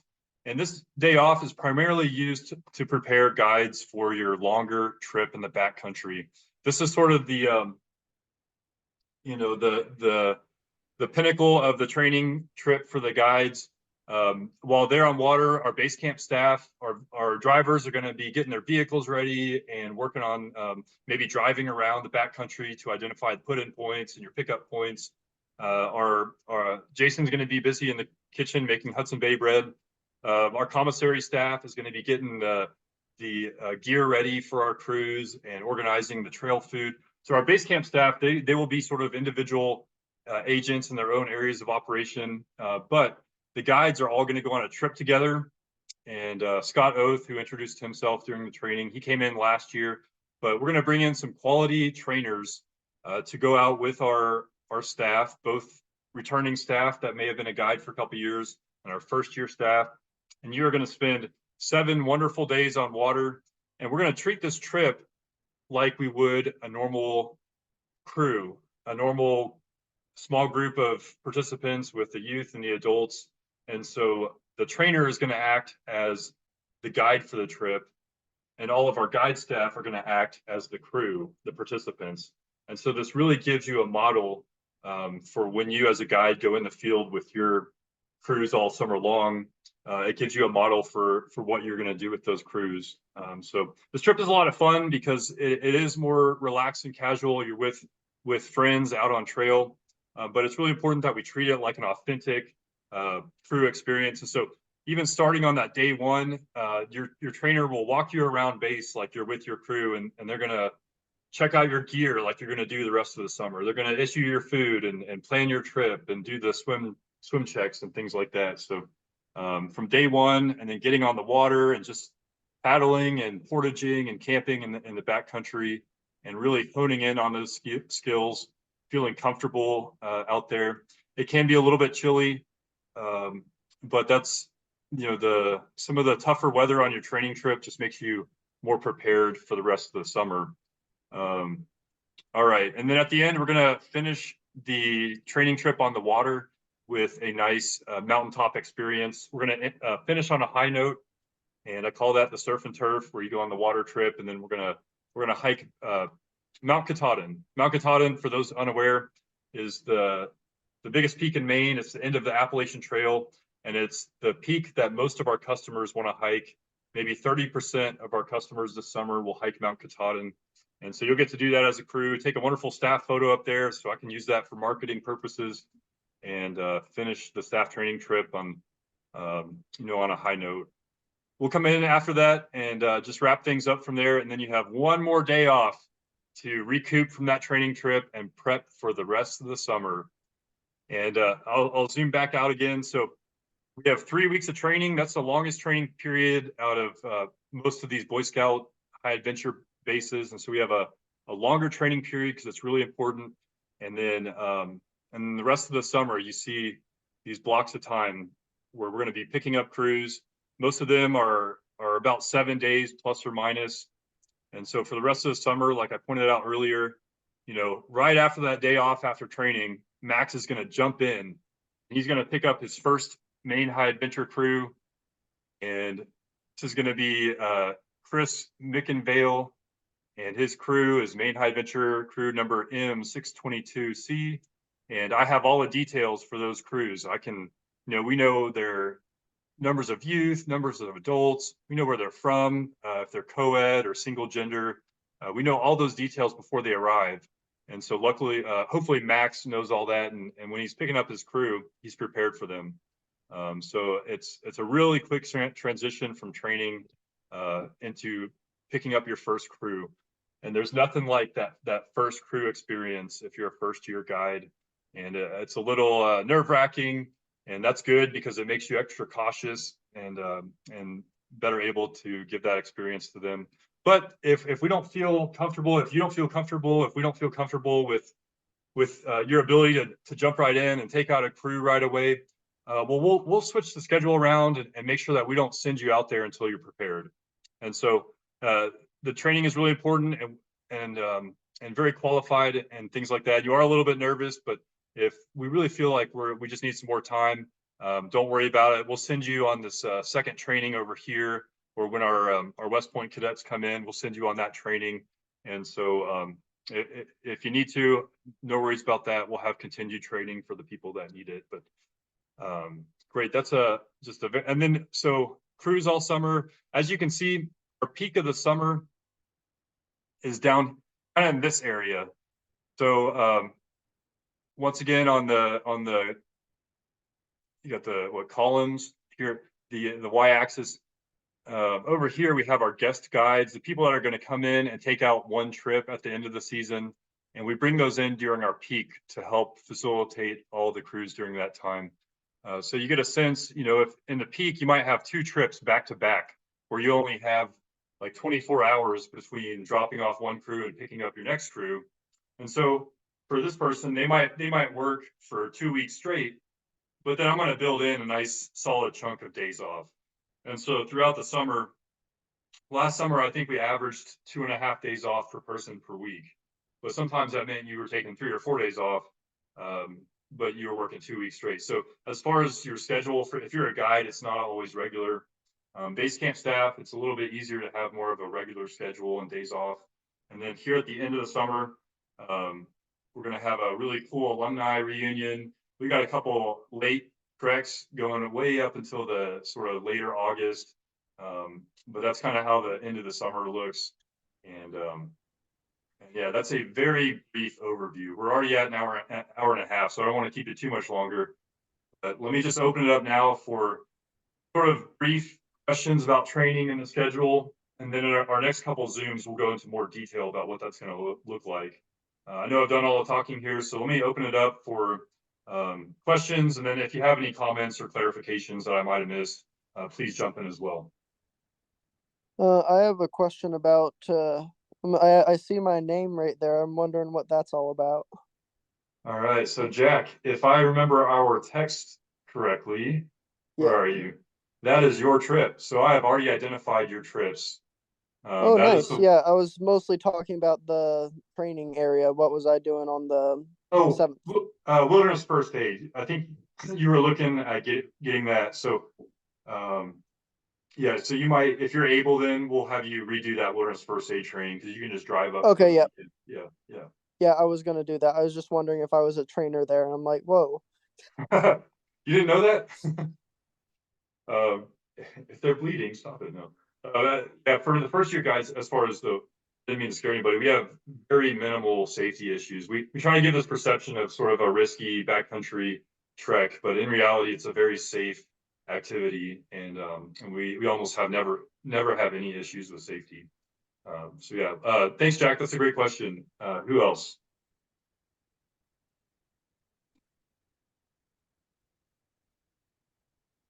Let's see, we do have identified here. We have an annual inspection where we have some accreditors come in and look at all of our standards, and I mentioned the staff paperwork, and they're going to walk around, make sure that we're following best practices for various things. Our West Point cadets, they're going to join us on July 14th and be with us for about 3 weeks. So they come in, they get leadership credit for their school, and then it's just really neat to get to meet these people, and they've always served us very well.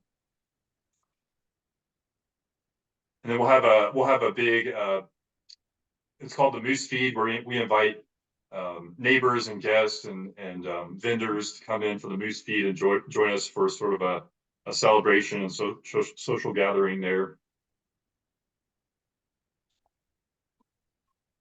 All right. Great. Well, let me try to figure out, I'm gonna stop sharing. Cool. That brought back up the Brady Bunch. So I can see everybody on the screen now. And let me just, once again, please chime in. Don't be bashful if you have any just quick questions. And like I said, we'll go into more detail later, and maybe send me an email or a text if there's anything that I missed or you want me to go further into detail.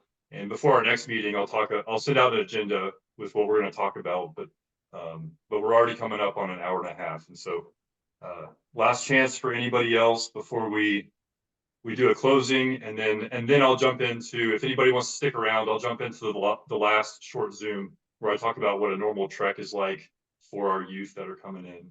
So great. Let me just check the agenda one more time.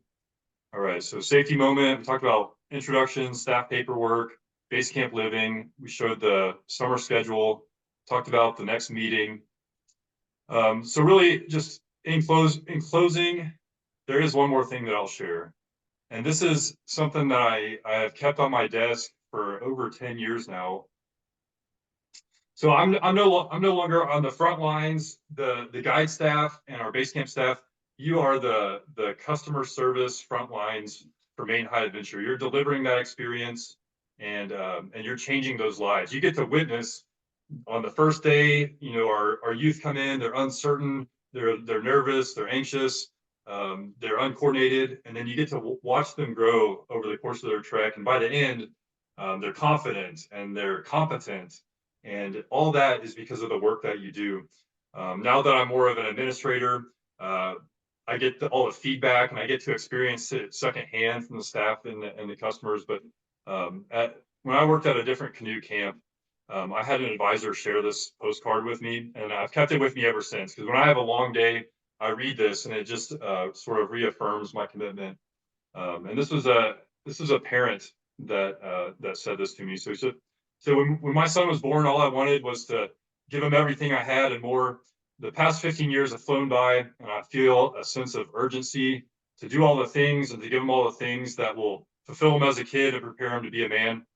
Words cannot describe how after just this one short trip, 1 week in the backcountry, how complete I feel as a dad, a mentor, a person. I am so proud and so at peace. And so we are really doing a wonderful thing for these people. And I guarantee you, if you've never been a staff member at an operation like this, you too will be just dramatically affected by your work this summer. And so in closing, I'm going to share that last chance for anybody to have comments, and then we'll just let people stick around for that last Zoom. But I'm going to stop talking and just open it up to the floor. So I'll just go around. George, any last words? I think I'm good. Okay, and you don't have to respond if you don't want to. George, Don, anything else? No, not much. Thank you. All right, thanks, Don. Looks Rick. like a great summer. Heck yeah. Mr. Hill, anything else? Good. All right. You're on mute. Okay. Thanks, Rick. You're on mute. Andrew, anything else? Yeah, the OA, is it too late to do something like that? Yeah, thanks, Andrew, for bringing that up. So we're always looking for new opportunities to serve more customers and serve them in different ways. One of those is called the Order of the Arrow. It's a different. If you're not familiar with Boy Scouts, it's part of Boy Scouts, and it's a trek based with different goals. And something we were going to try to cultivate for this summer. And no, Andrew, sorry, it did not happen this summer, but there's a lot of potential there, and I think we'll give that a go for next summer. And It's just a way to keep me there, huh? question. Yeah, but if you guys, I rely on our young staff to help us identify with our youth. You're the closest in age to our demographic, and so I really rely on your ideas and input to help develop our program to best meet today's youth. And so, thanks, Andrew. Rick. Yeah, I just wanted to compliment you on this presentation that you did tonight. As long as I've been at High Adventure, no director has ever done anything quite like this, and it really sets the folks up for the summer and what to expect. And I think they'll come in with a whole lot better understanding of what we do up here. And so just thanks for putting this thing together. Thanks, Rick. Yeah, we do what we can, and it's actually a selfish reason, because the more we do this, the less work I have in the summer. So, so thanks, Rick. And great. Who do we have left? Carson, anything else from you? Cool. All right, Nick. You good? Awesome. John. You good? Nancy? I'm good. Cool. Thanks, Nancy. Tyler. Yeah, I just want to take a minute to do a quick activity if that's legal. I just wanted to ask everyone here, could you guys close your eyes for a second? Just for a second. I want you guys to take a moment and just think about all the people who got you to this point, into this place right now. I'll keep track of the time. Open up whenever you're ready. A big part about what we do here at Maine High Adventure is help grow people through experiential education and to invest in people who need this holistic form of knowledge. You guys, by offering this program and by helping young people and even older people discover themselves through the wilderness, are now stewards and are going to be that person for somebody else. Congratulations on choosing the job of a lifetime, and make sure you take key moments to savor it and to recognize where you are in life. Thanks, Keith. Amen, brother. All right, Joanna and Brandon, what you got? Y'all good? All right, Samuel. Yeah, Keith, I was just going to ask if you have any thoughts about incorporating chaplain services for either the staff or the crews this summer. Yeah, Samuel, great question. So part of the experience that we're portraying, you're teaching people backcountry skills and you're trying to introduce them to this really neat setting and neat skill, but to really dive in and change their life, you have to peel back the layers of the onion. So the hard skills, the teamwork skills, the personal growth skills, all the way down to their core and their higher power and what makes them tick, and our great creator that that has a hand in everything we do. And so we try to incorporate spiritual programming into what we do, and that's really important for reaching that deeper level of meaning. So thank you, Samuel, for that. All right, I lost my boxes here. Tyler, Kristen, anything else from you? Turn on your videos if you do. Jack, got Jesse, Jason. I do. Jack, go ahead. So I have a question. So in terms of the 7th, when will the WUFA training start? Because I have an internship I'm doing this summer as well, but I just need to know what time I need to be up in Patton. Okay. Great question. So it depends on if you need CPR or not. So this is the blended course, Wilderness First Aid. You're gonna have to do some of it online before you arrive, and then it starts. It's a one full day for the Wilderness First Aid. If you already have, well, actually, I'm not sure. Let me double check. Who took it last year? Is anybody here that took it last year and can tell Jack the schedule? Max. I took it last year. Yeah, did y'all start that first evening? Yeah, the first evening was the CPR. Okay. Cert, and then. So if I get my CPR certification beforehand, then I'm good, or? Yeah. If you get it beforehand, you're good. If you don't get it and you still can't make it on Friday, that's fine. We can probably get it after the training if we need to. But yeah, it is. Go ahead, Max. Me and Nate did it last year. We did the first half, the PowerPoint bookwork stuff online at Mount Chase Lodge.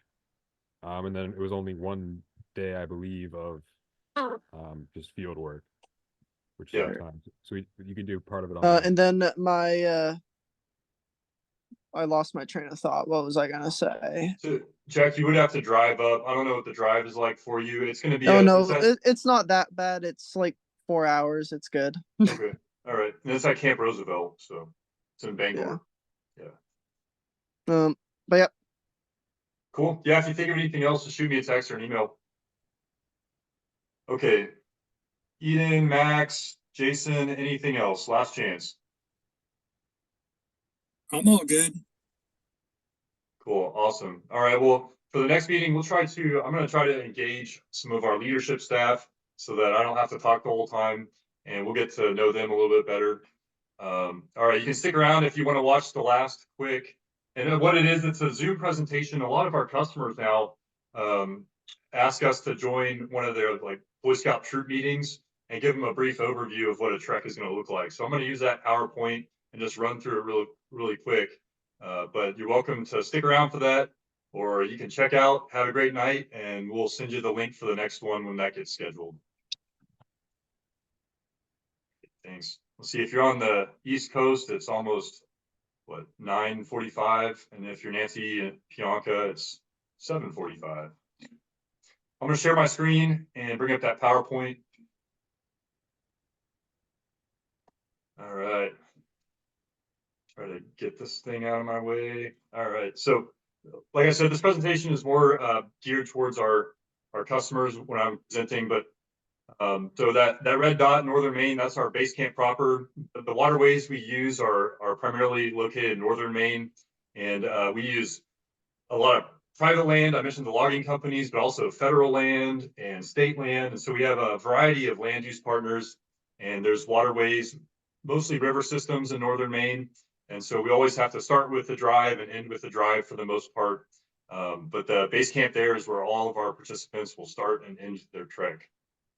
This is a photo of a crew crossing Lake Mattagamon to reach our base camp in the pontoon boat. So you can see, just like staff have the option of coming across on the pontoon boat, this crew has parked in the background of this photo. You can see the public landing of Baxter State Park, north entry there in the background, and we'll park their vehicles on that side of the lake. They get their duffel bags and they come on the pontoon boat, and we really give them that immersive experience right away. And so as they're crossing that lake, we're telling them about our base camp and things like that on the pontoon boat. Guide, this is for our guide staff on the phone call. This is going to be you.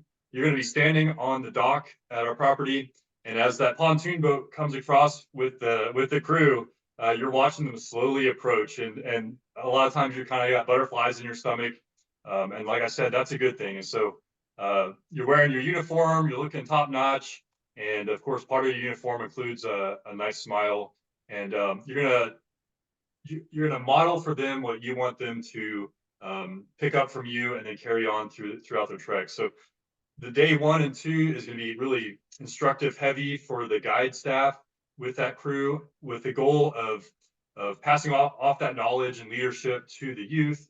And hopefully by the end of the trek, the guide has really stepped back and taken a background role, and now it's just 100% youth run. But we're always going to try to use their youth leadership from the very beginning, and then guide will become a resource and a safety officer for the trek. So in this case, the guide's going to say, "Hey, my name is Nick Evans, and I'm really happy to meet you today. And where are you guys from?" And then, "Hey, why don't you, who's in charge of your crew today?" And it's one of the youth members. They're supposed to have a crew leader, and you start saying, "Well, hey, crew leader, let's go ahead and grab your stuff and bring it up to shore." And so that's what we're doing. We're bringing up our stuff up to shore. In the background is Baxter State Park. It's like the largest state park east of the Mississippi, and we get to just witness that every day. Beautiful sunsets on this lake, and you can see we feel like the primary users of this lake, so it's a neat experience. But we're gonna grab their stuff, come up to our base camp proper, This is sort of the big open space of our sort of 40 acres. In the top left is a historical map of the town that shows some of the buildings that we still use today. And the town goes back over 150 years, as well as some of the buildings. So, but that map is still very accurate to what our base camp looks like. And mentioning the big house, like we talked about earlier, with the staff living, and the post office on the top right-hand corner here. And so the post office here is one of the first stops on this day with the crew. So the guide is going to drop all the crew's materials onto a picnic table, and then they're going to sort of go through these different stations around base camp to get prepared for their trip. One of those stations that you're going to try to get to first, top right-hand photo, is the historic post office, but we use it as the map room and trip planning room. You're going to take the crew in there and talk about what the trip is going to look like, talk about what their goals and abilities are, and have a discussion so that you can give them a trip that meets their objectives, is challenging but not overwhelming. So have a well-quality, thought-out trip. Bottom left-hand corner, you see we call it the commissary. This is the building that houses all of our gear, so packs and PFDs and tents and life jackets. It also has all of our trail food that you're going to have in the backcountry. So the meals that you've packaged ahead of time for your crew. And then as well, a small retail operation, we call it a trading post, that has last minute items like chapstick and sunscreen. And then of course, souvenirs for at the end of their trip, and some snacks and things like that. Bottom right-hand corner, once again, just sort of the big open space that the crews will gather for their day one and their last day of their trek. And then day to day, our base can handle up to 3 crews arriving today, and then 3 crews departing. So max capacity, there are only 3 groups of people on the base starting their trip, or 3 groups ending their trip. So if you're a guide, you really feel sort of like you have ownership of this area, but sometimes it can be a bit of a log jam if everybody's waiting to check out their food, for example. I know swim checks can be sort of a log jam sometimes. So going back to this trip planning room, just shows the crew sitting down. We have a trained staff member that's walking them through this discussion. Their guide will also be in there with them, but they might not necessarily be the person facilitating this discussion. And so this might be a different staff member that says things like, hey, do you guys want to see a moose? Do you want to climb a mountain? Are you guys football players? Have you been canoeing before? Or are you here for fellowship and you want to do a less strenuous trek? Do you want big open water or sort of narrow waterways? Do you want the white water or more of the calm water? They're going to ask them these questions, but also the crews have also received pre-arrival materials to help guide them through this process as well. They've received a pre-arrival participant guidebook with things like a packing list and things to expect on their trip. They've also received a questionnaire asking the same questions that this trip planner is going to ask them. So hopefully they should arrive with a sense of what some of their goals and abilities and things like that are. But we'll spend maybe 45 minutes in this room with the crew, going over what their trip is going to be like. All right, so we do have swim check verification with crews. They do have to arrive with a form that says they can swim according to the Boy Scouts of America. That protects us liability and ensures that they don't arrive without being able to swim.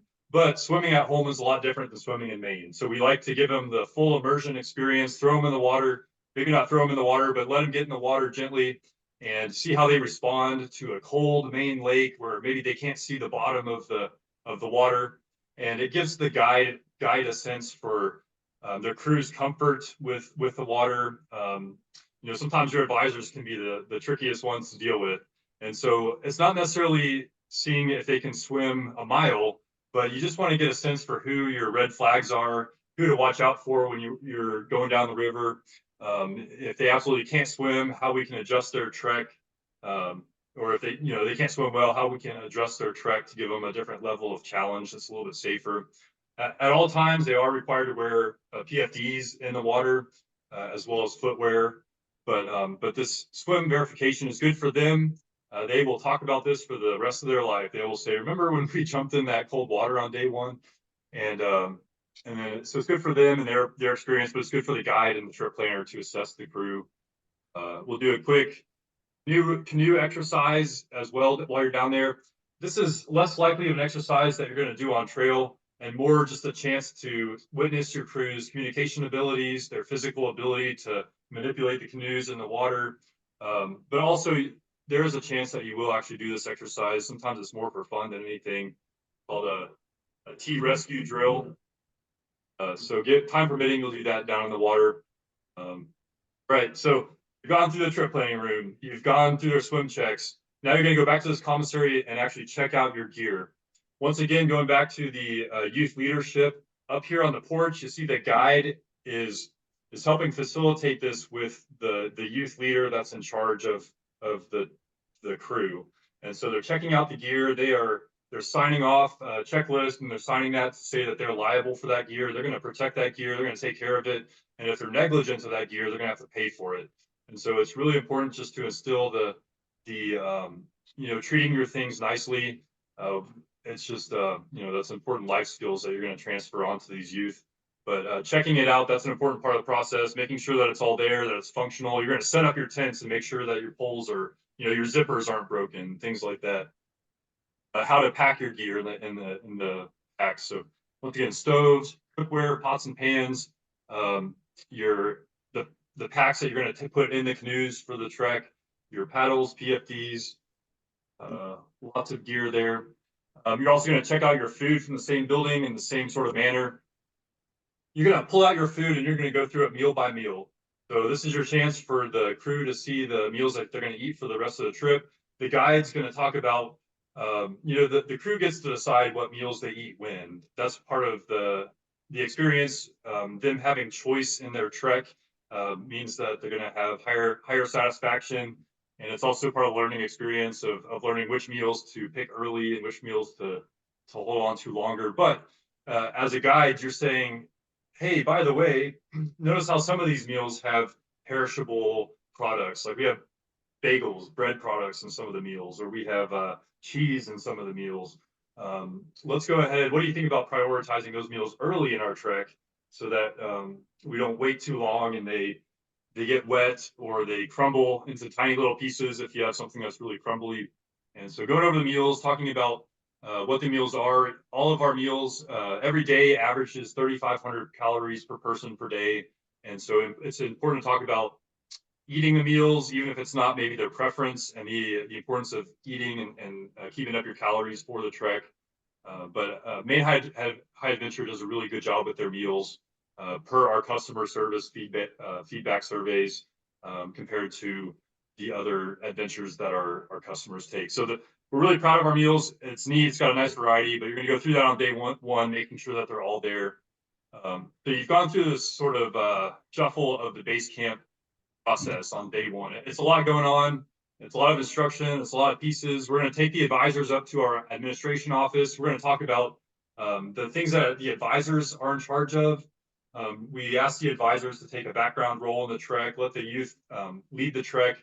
But the advisors are in charge of a couple things. They're in charge of things like paperwork and payments and disciplinary actions. So you as the guide are there as a safety officer, and you have those emergency communication devices. But if there is sort of any sort of disciplinary action, if there's a youth harassment or bullying, or they are not taking care of our gear, that is when the advisor steps in and acts as that authoritarian with the crew. So it's not our staff's job to be the disciplinarian of the youth. I just want to reinforce that early.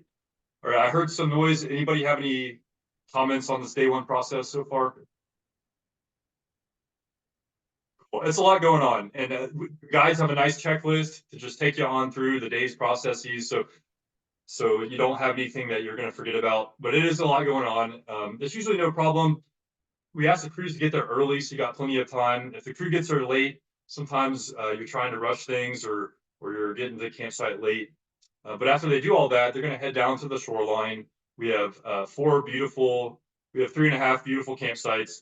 And this is your first opportunity to go over sort of the Maine High Adventure processes for setting up our tents and cooking our meals and and following animal procedures for our food, and that way you're right there next to base camp. And so if you do identify more issues with your gear, or if somebody has personal gear that they want to go swap out, or they need to go buy something from the trading post real quick, we still have all that available to us before you actually enter into the backcountry.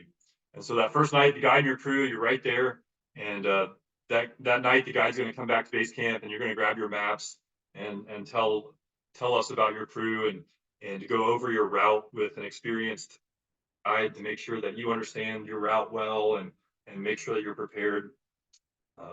Great. So the next morning, the crew's going to get up, and that pontoon boat that they crossed on to reach our base camp, they now have canoes, and they got to paddle those canoes back across the lake.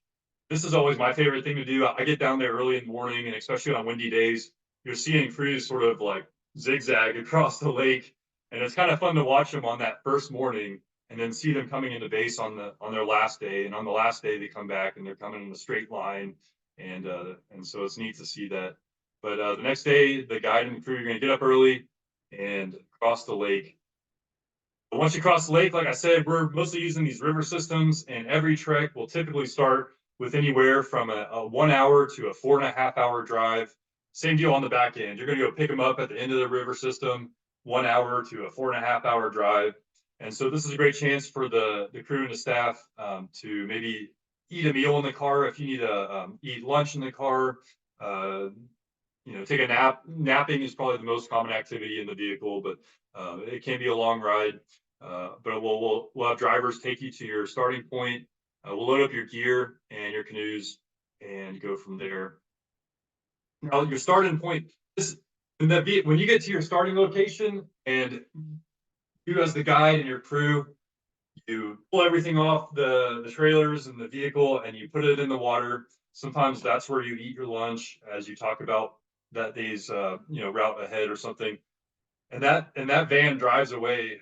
That is when you really realize that it is just you, the staff member, and that crew. And so it's a little nerve-wracking. Hopefully it's like a positive anxiety, like you're excited about the things ahead.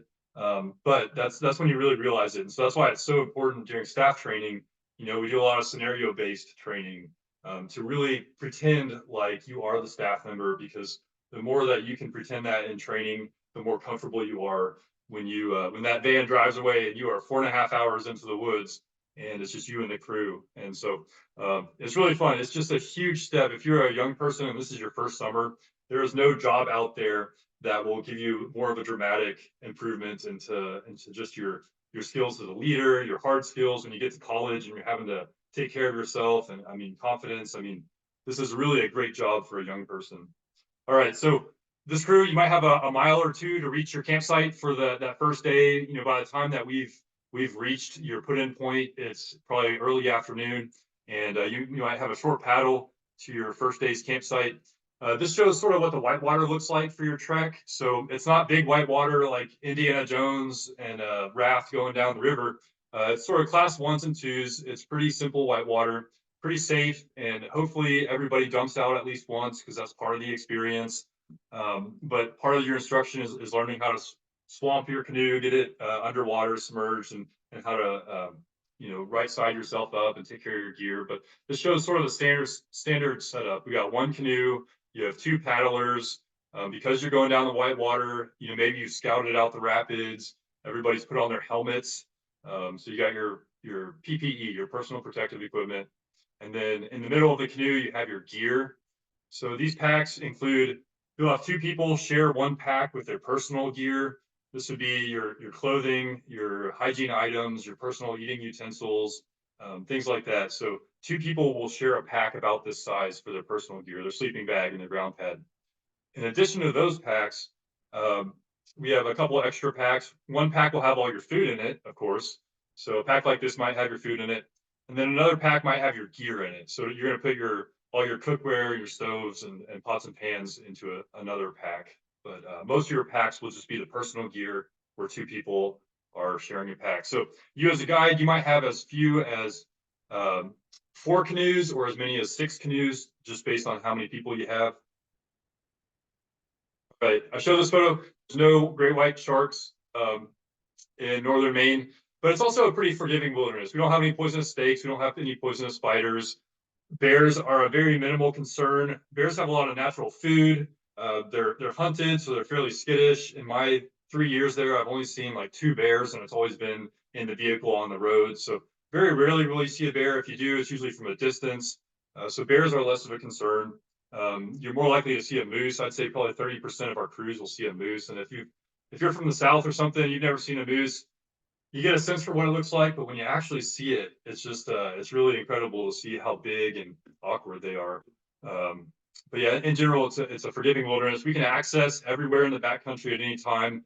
You get a perception that you're in this remote area, but in reality, there's just a recreational corridor preserved along the waterways, and sometimes you'll walk half a mile into the woods and you're on a logging road. So we can access just about everywhere in the backcountry if we need to, and so yeah, we try to give this sort of super remote feel, but it is very forgiving and accessible.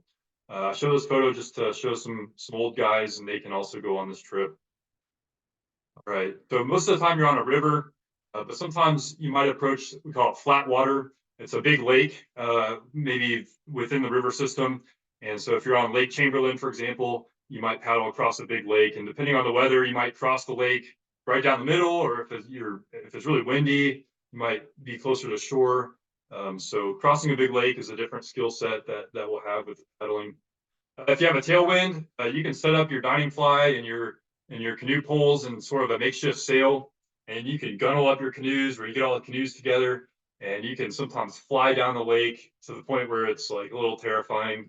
But what you see here is this big canvas here is used as a dining fly for inclement weather.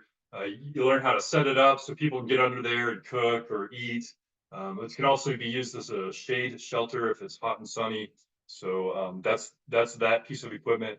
These canoe poles is a really neat thing that's authentic and unique to Maine, and I'll talk about that later. All right, so this crew is windbound. We go over some of the environmental hazards, and that's all part of the experience of the high adventure with these scouts is encountering these challenges and overcoming them as a team and personal overcoming these challenges. In this case, it's a little bit too windy to paddle, and so this crew is pulled up the shore to maybe wait out the wind front before a storm. But anytime that the biggest sort of environmental related hazards is hypothermia early in the season, heat exhaustion in the hot part of the season, but then lightning and storms. And so we don't mess around anytime that it comes to storms. And so if there's a storm approaching, we will always err on the side of caution and pull up to shore and just wait the storm out. And every once in a while, somebody just has to set up your camp in an unexpected, undesignated campsite and wait out the storm. Sometimes you might have a layover on a trek. That's where you get to spend 2 nights in the same campsite. That's great for activities like if you have a long paddling day where you paddle 20 miles or you paddle into a headwind and then you have a layover day, you can just relax and recuperate, maybe read a book or do some self-reflection or paddle and see nearby points of interest. But a layover day is a neat thing for crews that choose to participate in that. Night sky, if you're from a metropolitan area and you've never seen a dark sky, I'll show you this picture. So here you see northern Maine. You can actually see the state outline based on the dark areas. So this is just nighttime lights from a satellite, and you see northern Maine super dark. So it's so cool. The background stars almost overpower the major constellations, and you lose track of the major constellations because those minor stars are now just so abundant. And if you happen to catch on staff, you'll get to see Maine in a couple celestial events in the summer, like the Aquarids and the Perseids meteor showers, and it's just really cool to watch that. Sometimes we'll all get on the front lawn at night and watch those happen, and Jason's going to make us some yummy snacks to eat while we watch the meteor shower. Let me pause real quick though. So I haven't opened it up for questions. Did y'all have any questions about that first day process? And like I said, we can do this again and go in more detail. I am running through it real quick, but let me just briefly open it up. Did anybody have any questions that you wanted to ask? Okay. How many people are still with us? Just curious. Oh, okay. We got a few. All right, great. I am here for you. So even after this, we can just question and answer all night long. Great. Okay, so night sky. Maine's has a lot of history. It's got this rich history. Even before the United States was the United States, the King of England saw all the value in these awesome pine trees, and so he laid claim to these pine trees, and it was sort of the start of some of the friction points that began the Civil War, or that began the Revolutionary War. And so it's got this rich history of logging and industry. And while you're on these treks, you might get to experience some of these historical points of interest. And that's certainly some of the added value programming that we're going to be able to bring to our participants. But in this case, it's a historical dam. And this is the historical, call them the ghost locomotives. But it's just amazing. You're paddling in this, what you think is a pristine wilderness. It's not a wilderness, but this pristine natural area. And then just behind some trees, you walk up on shore, and sure enough, there's these just magnanimous locomotives. And so that's just a really cool sight to see, and gives you the juxtaposition and sense for the industry that once was in northern Maine and really still is. They just moved from the locomotives into more of the logging trucks. And you might even see some of these logging trucks as you access your starting and ending locations. But that's a historical site of interest. In addition to the historical points of interest, there's just all sorts of natural things to do. So whether your crew likes to fish, lots of great fishing in Maine. There's the photo of the moose. That's the #1 animal that people want to see. And if that's a priority, you'll let the trip planner know, and they'll sort of guide you into some areas that you're more likely to see that. The geographical points of interest or geological points of interest. In this case, it's an ice cave that stays cold year round, even when it's hot and muggy outside. If you're in this area, you can go check that out. Here's a photo of sort of the cooking. We pride ourselves in our cooking. So it's not sort of, if you've ever been backpacking, sometimes you're just squeezing like mush out of a bag and heating it up. We pride ourselves in teaching youth, real cooking. One of the advantages of canoe camping is that you can bring heavier food, bulkier food, and so you can have higher quality food that you actually cook on the trail. And that's part of the learning experience is having the crews learn how much water to add to the pasta, and stirring the pot so you don't burn the noodles at the bottom of the pot. And we do have a cooking guide and a menu. And so you as the guide, you're going to cook these meals on your training trip, but we'll also make sure that you're prepared with your crew. And of course, teach you how to navigate those situations where maybe you're not 100% certain on what to do. If you're unsure in the backcountry, how to navigate that, with the participants. Do you fake it till you make it? Do you fess up and that sort of thing? But cooking is a great skill, and that's one thing that we give our youth. You guys that are going to college, you'll realize that after cooking this summer, you're going to be ahead of your peers when you get into college that have never cooked for themselves. I know for me, when I did this and I got into college, all of a sudden I was like a chef because I actually knew how to make some basic meals. All right, backcountry navigation. So you're on waterways. If you're going the wrong way on a river, you're really in trouble. But using a map and compass is sort of a dying skill in our day and age, and it's not needed as much as it once was, but it's a great thing to practice, and you get the opportunity to do that. It shows a photo of the canoe poling. So not just in the logging days when they would use things like this to move massive amounts of logs up and down or down the rivers to the paper mills, but going all the way back thousands of years to the Native Americans. The rugged country in northern Maine, they couldn't hike across that very easily to trade and things like that. And so they would use the waterways as their main corridors and transportation routes. Well, it's easy to paddle downstream, but it's hard to get upstream. And to do that, you use one of these canoe poles. And so you get to do that. That's a very unique program that we do and share with participants. Rope bumping. Rope bumping, it's a weird sounding name. It's goofy. It's hard to describe, but I will say that every crew that does this on the trail, it becomes like one of their top 3 highlights. It's a great way to release tension, or on a hot day, maybe stop and eat lunch at this spot. And you can do this as long as you want. But when you get to this point, it's a great chance to get goofy and have some fun. Basically what you do, you put on a helmet and a life jacket like normal. Then you wear a life jacket like a diaper. And what a great participant there, giving us a great photo. And you jump in sort of the sluice. There's a couple areas on some of the routes where you can jump in at the headwaters of sort of this like narrow, quickly moving waterway that's also safe to jump in. and sort of washed out at the bottom.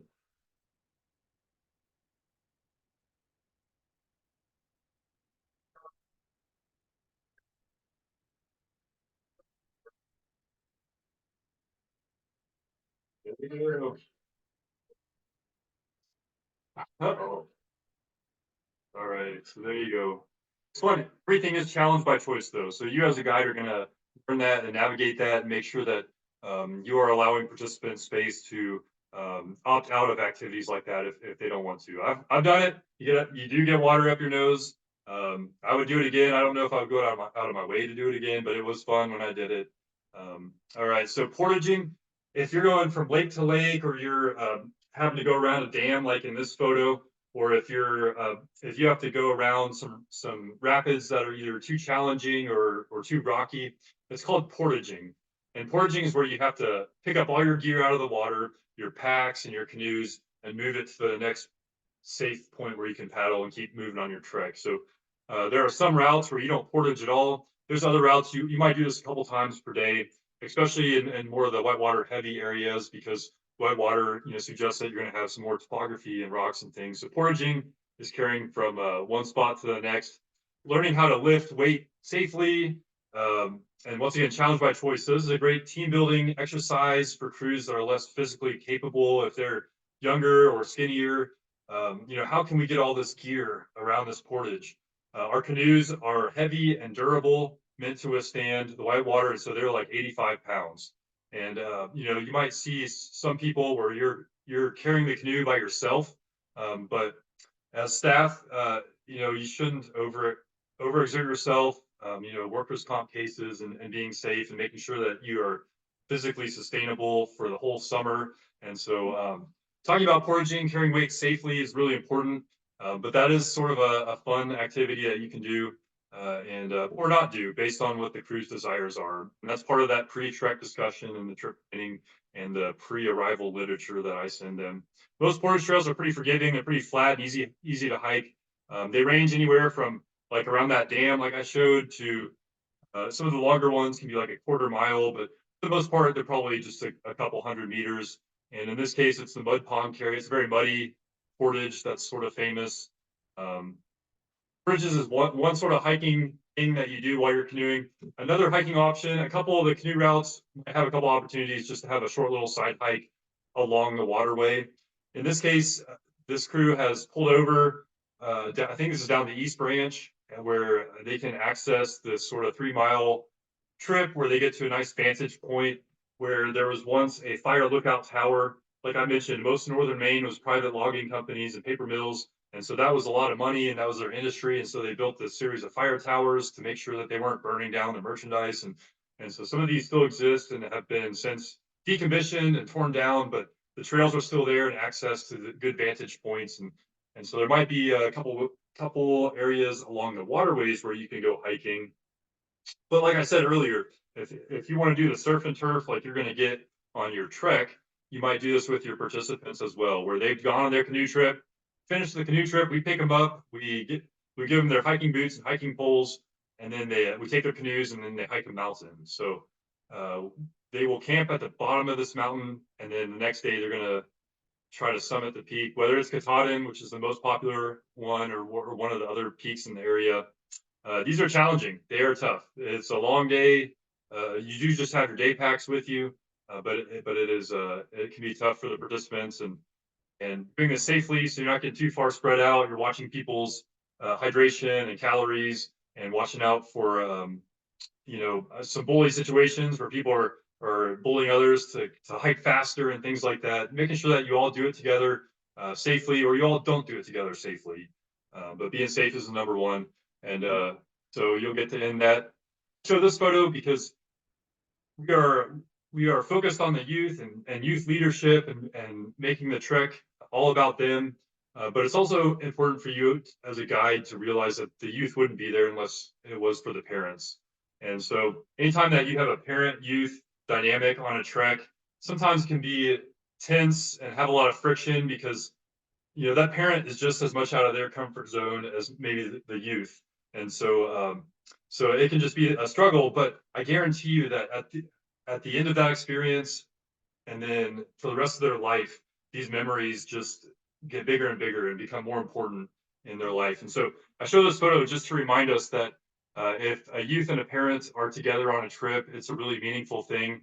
And then you as a guide, you need to also make sure that your parents, pulling them aside in the evening and having one-on-one discussions. How's the trek going? What do you see? Making sure that your parents are heard and that if they're struggling, that you're receptive of that. Or if they are taking over the trek, is a chance to pull them aside and talk to them one-on-one and remind them about the youth-led goals of the leadership development of the trek. So anyway, great photo. All good things must come to an end. So at the end of your trek, you're the guide, you're exhausted, but you're also super happy and excited. You've had a wonderful trek, or maybe it's been a challenging crew and it's been a growth opportunity for you to learn new skills and in dynamics or handling challenging weather. Whatever the case may be, your trek is reaching the end. We have picked you up at the end of your waterway or hike. We've brought you back to that landing. And this is sort of the last mile before finishing the marathon. You got to get back in your canoes and paddle back across the lake back to our base camp. Sometimes you don't want to, but that's the only way to get the canoes back to base. So as I mentioned earlier, I like to watch the first day and how the crews are uncertain and zigzagging across the lake. On the last day, they always come back with confidence and they're coming back in a straight line. And I just love seeing that start and end date. But you're the guide, and at this point, you're just as a guide, you're trying to say like, all right, don't mess it up now. We've made it this far, don't mess it up now. And you get back to base, you do everything in reverse. This is where the crew will return their gear. They might set up their tents to dry if they're wet, but reissuing the gear to the commissary where they're going to make sure that it's there. It's if there's anything broken, we do break gear, just natural wear and tear, or accidents that are not neglectful accidents. Every once in a while, if it's neglectful, we do ask the participants to help cover the fees for replacement because we have small margins for our we just can't afford to buy everybody a brand new paddle. So if they're negligent and they let a paddle float down the river because they weren't paying attention, that's one thing. If they dumped out in a big rapid and yeah, the paddle floated down the river, well, that was an accident, and we understand if it was a situation. So anyway, they return all the gear, they wash their pots and pans. We pride ourselves in cooking over an open fire whenever possible. We issue stoves on trail, but 90% of the time you're cooking over an open fire. And that's such a neat thing that we do that a lot of people don't do these days. But you got to wash the pots and pans, and that can be a challenge if you haven't soaked your pans right. So returning all that gear to the satisfaction level of the person running the commissary, and then yeah, stop by the trading post. Having a meaningful souvenir for those youth to take home so that every time they wear that shirt or they look at that item, they can remember their trek. So making sure that they have quality time in the retail sales to not only support our operation financially, but also take home a meaningful memento to remember their trip by, and then share that with their friends back at home. Also, the sodas and candy is where we have our highest profit margins. So pushing the sugar is a fun way to end the trek. But they can bridge the gap till dinner. Dinner is a really special meal to end the trip with. We do an authentic bean hole, which is sort of a style of meal that the loggers used to eat back in the logging days. We actually use a historical method to prepare the meal, and also the pot that we cook your meal in is a legitimate pot that they used for the loggers back in 150 years ago. So we actually check this pot out of a museum. We use it for the summer and check it back into the museum. And so it's really cool to tell these crews, transport them back in time and say, just added value historical programming, say, hey, we did this for you, just like they would have done 150 years ago on this same spot here at Maine High Adventures. So give them this sort of neat closing meal, celebrate with fellowship and stories.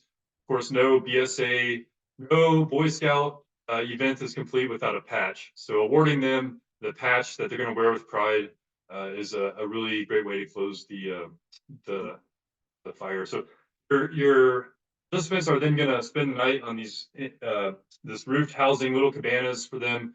And then on the bottom right just shows sort of what our shower house and restroom facilities looks like for our customers. The staff, I showed what the staff facilities look like earlier, and all this is down the hill. So a separate area from the staff where they're not going to be interfering with the staff area. But this is what their accommodations look like on that last night. And then that last morning, that's when you will stand. I have a photo? No, I don't. You're going to stand on this dock. It's like you were waving your first 30 seconds with this crew, and their first impression is going to be their last impression. So by now, they're crying because they're sad to be leaving you. They might give you just a small gift to show their appreciation. You're saying your goodbyes, and I'll remember this forever and things like that on this last morning. And they got to get back to their vehicles so they can head home. And we'll bring them back across the pontoon boat and drive them from there. Well, just last minute things I did want to mention. So group, just once again, group sizes of 7 to 11 participants in each crew. So if you're a guide, you'll have 7 to 11 people per crew. And out of that 7 to 11, at least 2 of those has to be adults over 21 with that medical training. So you're not out there in an island by yourself. You will have other adults with you. And then all of your participants will be at least 13 years old. We're just about 13 years old. And they'll go up to 18 years old or be an adult. Be like a 19, 20, 20. They might be your same age. Sometimes it's hard if you're a guide, a first-year guide, and you have somebody your same age. And so during staff training, you're going to talk about that situation and scenario and how to handle that and maintain your professionalism, but also being able to connect with somebody your same age. So, but anyway, your kids, sometimes they're on the younger side, sometimes they're on the older side, but they're all about high school age kids. And that's it. All right. I'm going to stop sharing my screen here. And you guys can start asking questions at any time. 6 of us left. Thank you for making it through the whole thing. I'm glad that you guys stuck with me, especially Rick, because you've seen this before. But yeah, what questions do you guys have? If anything. So I'm sure Keith, I have lots of questions. I just don't know what they are yet. So that was very thorough. Thank you very much. Yeah, thanks, John. And for those of you still on the call, John's going to be one of our drivers this summer. And unless you want to switch and be a guide, John, you got room to be a guide if you want to be a guide. No, I'm anxiously awaiting to hear what Rick has to say about how to be a good driver. So you guys are going to get along really well. Oh yeah. Yeah. All right. Nancy, did you see anything that jumped out? Sorry, Nancy, I didn't have any photos of our office, but for those of you on the call, Nancy and I do a lot of the administrative work of reaching out to the crews before they arrive, checking our communications, the voicemails, the emails. We'll be just making sure all their paperwork is taken care of. And then also on day 1, we're going to debrief with them before they leave, make sure they're ready and have that conversation. And then when they come back, Nancy and I are going to debrief the crew for that feedback and talk about their trip. And then Nancy might jump in on a drive.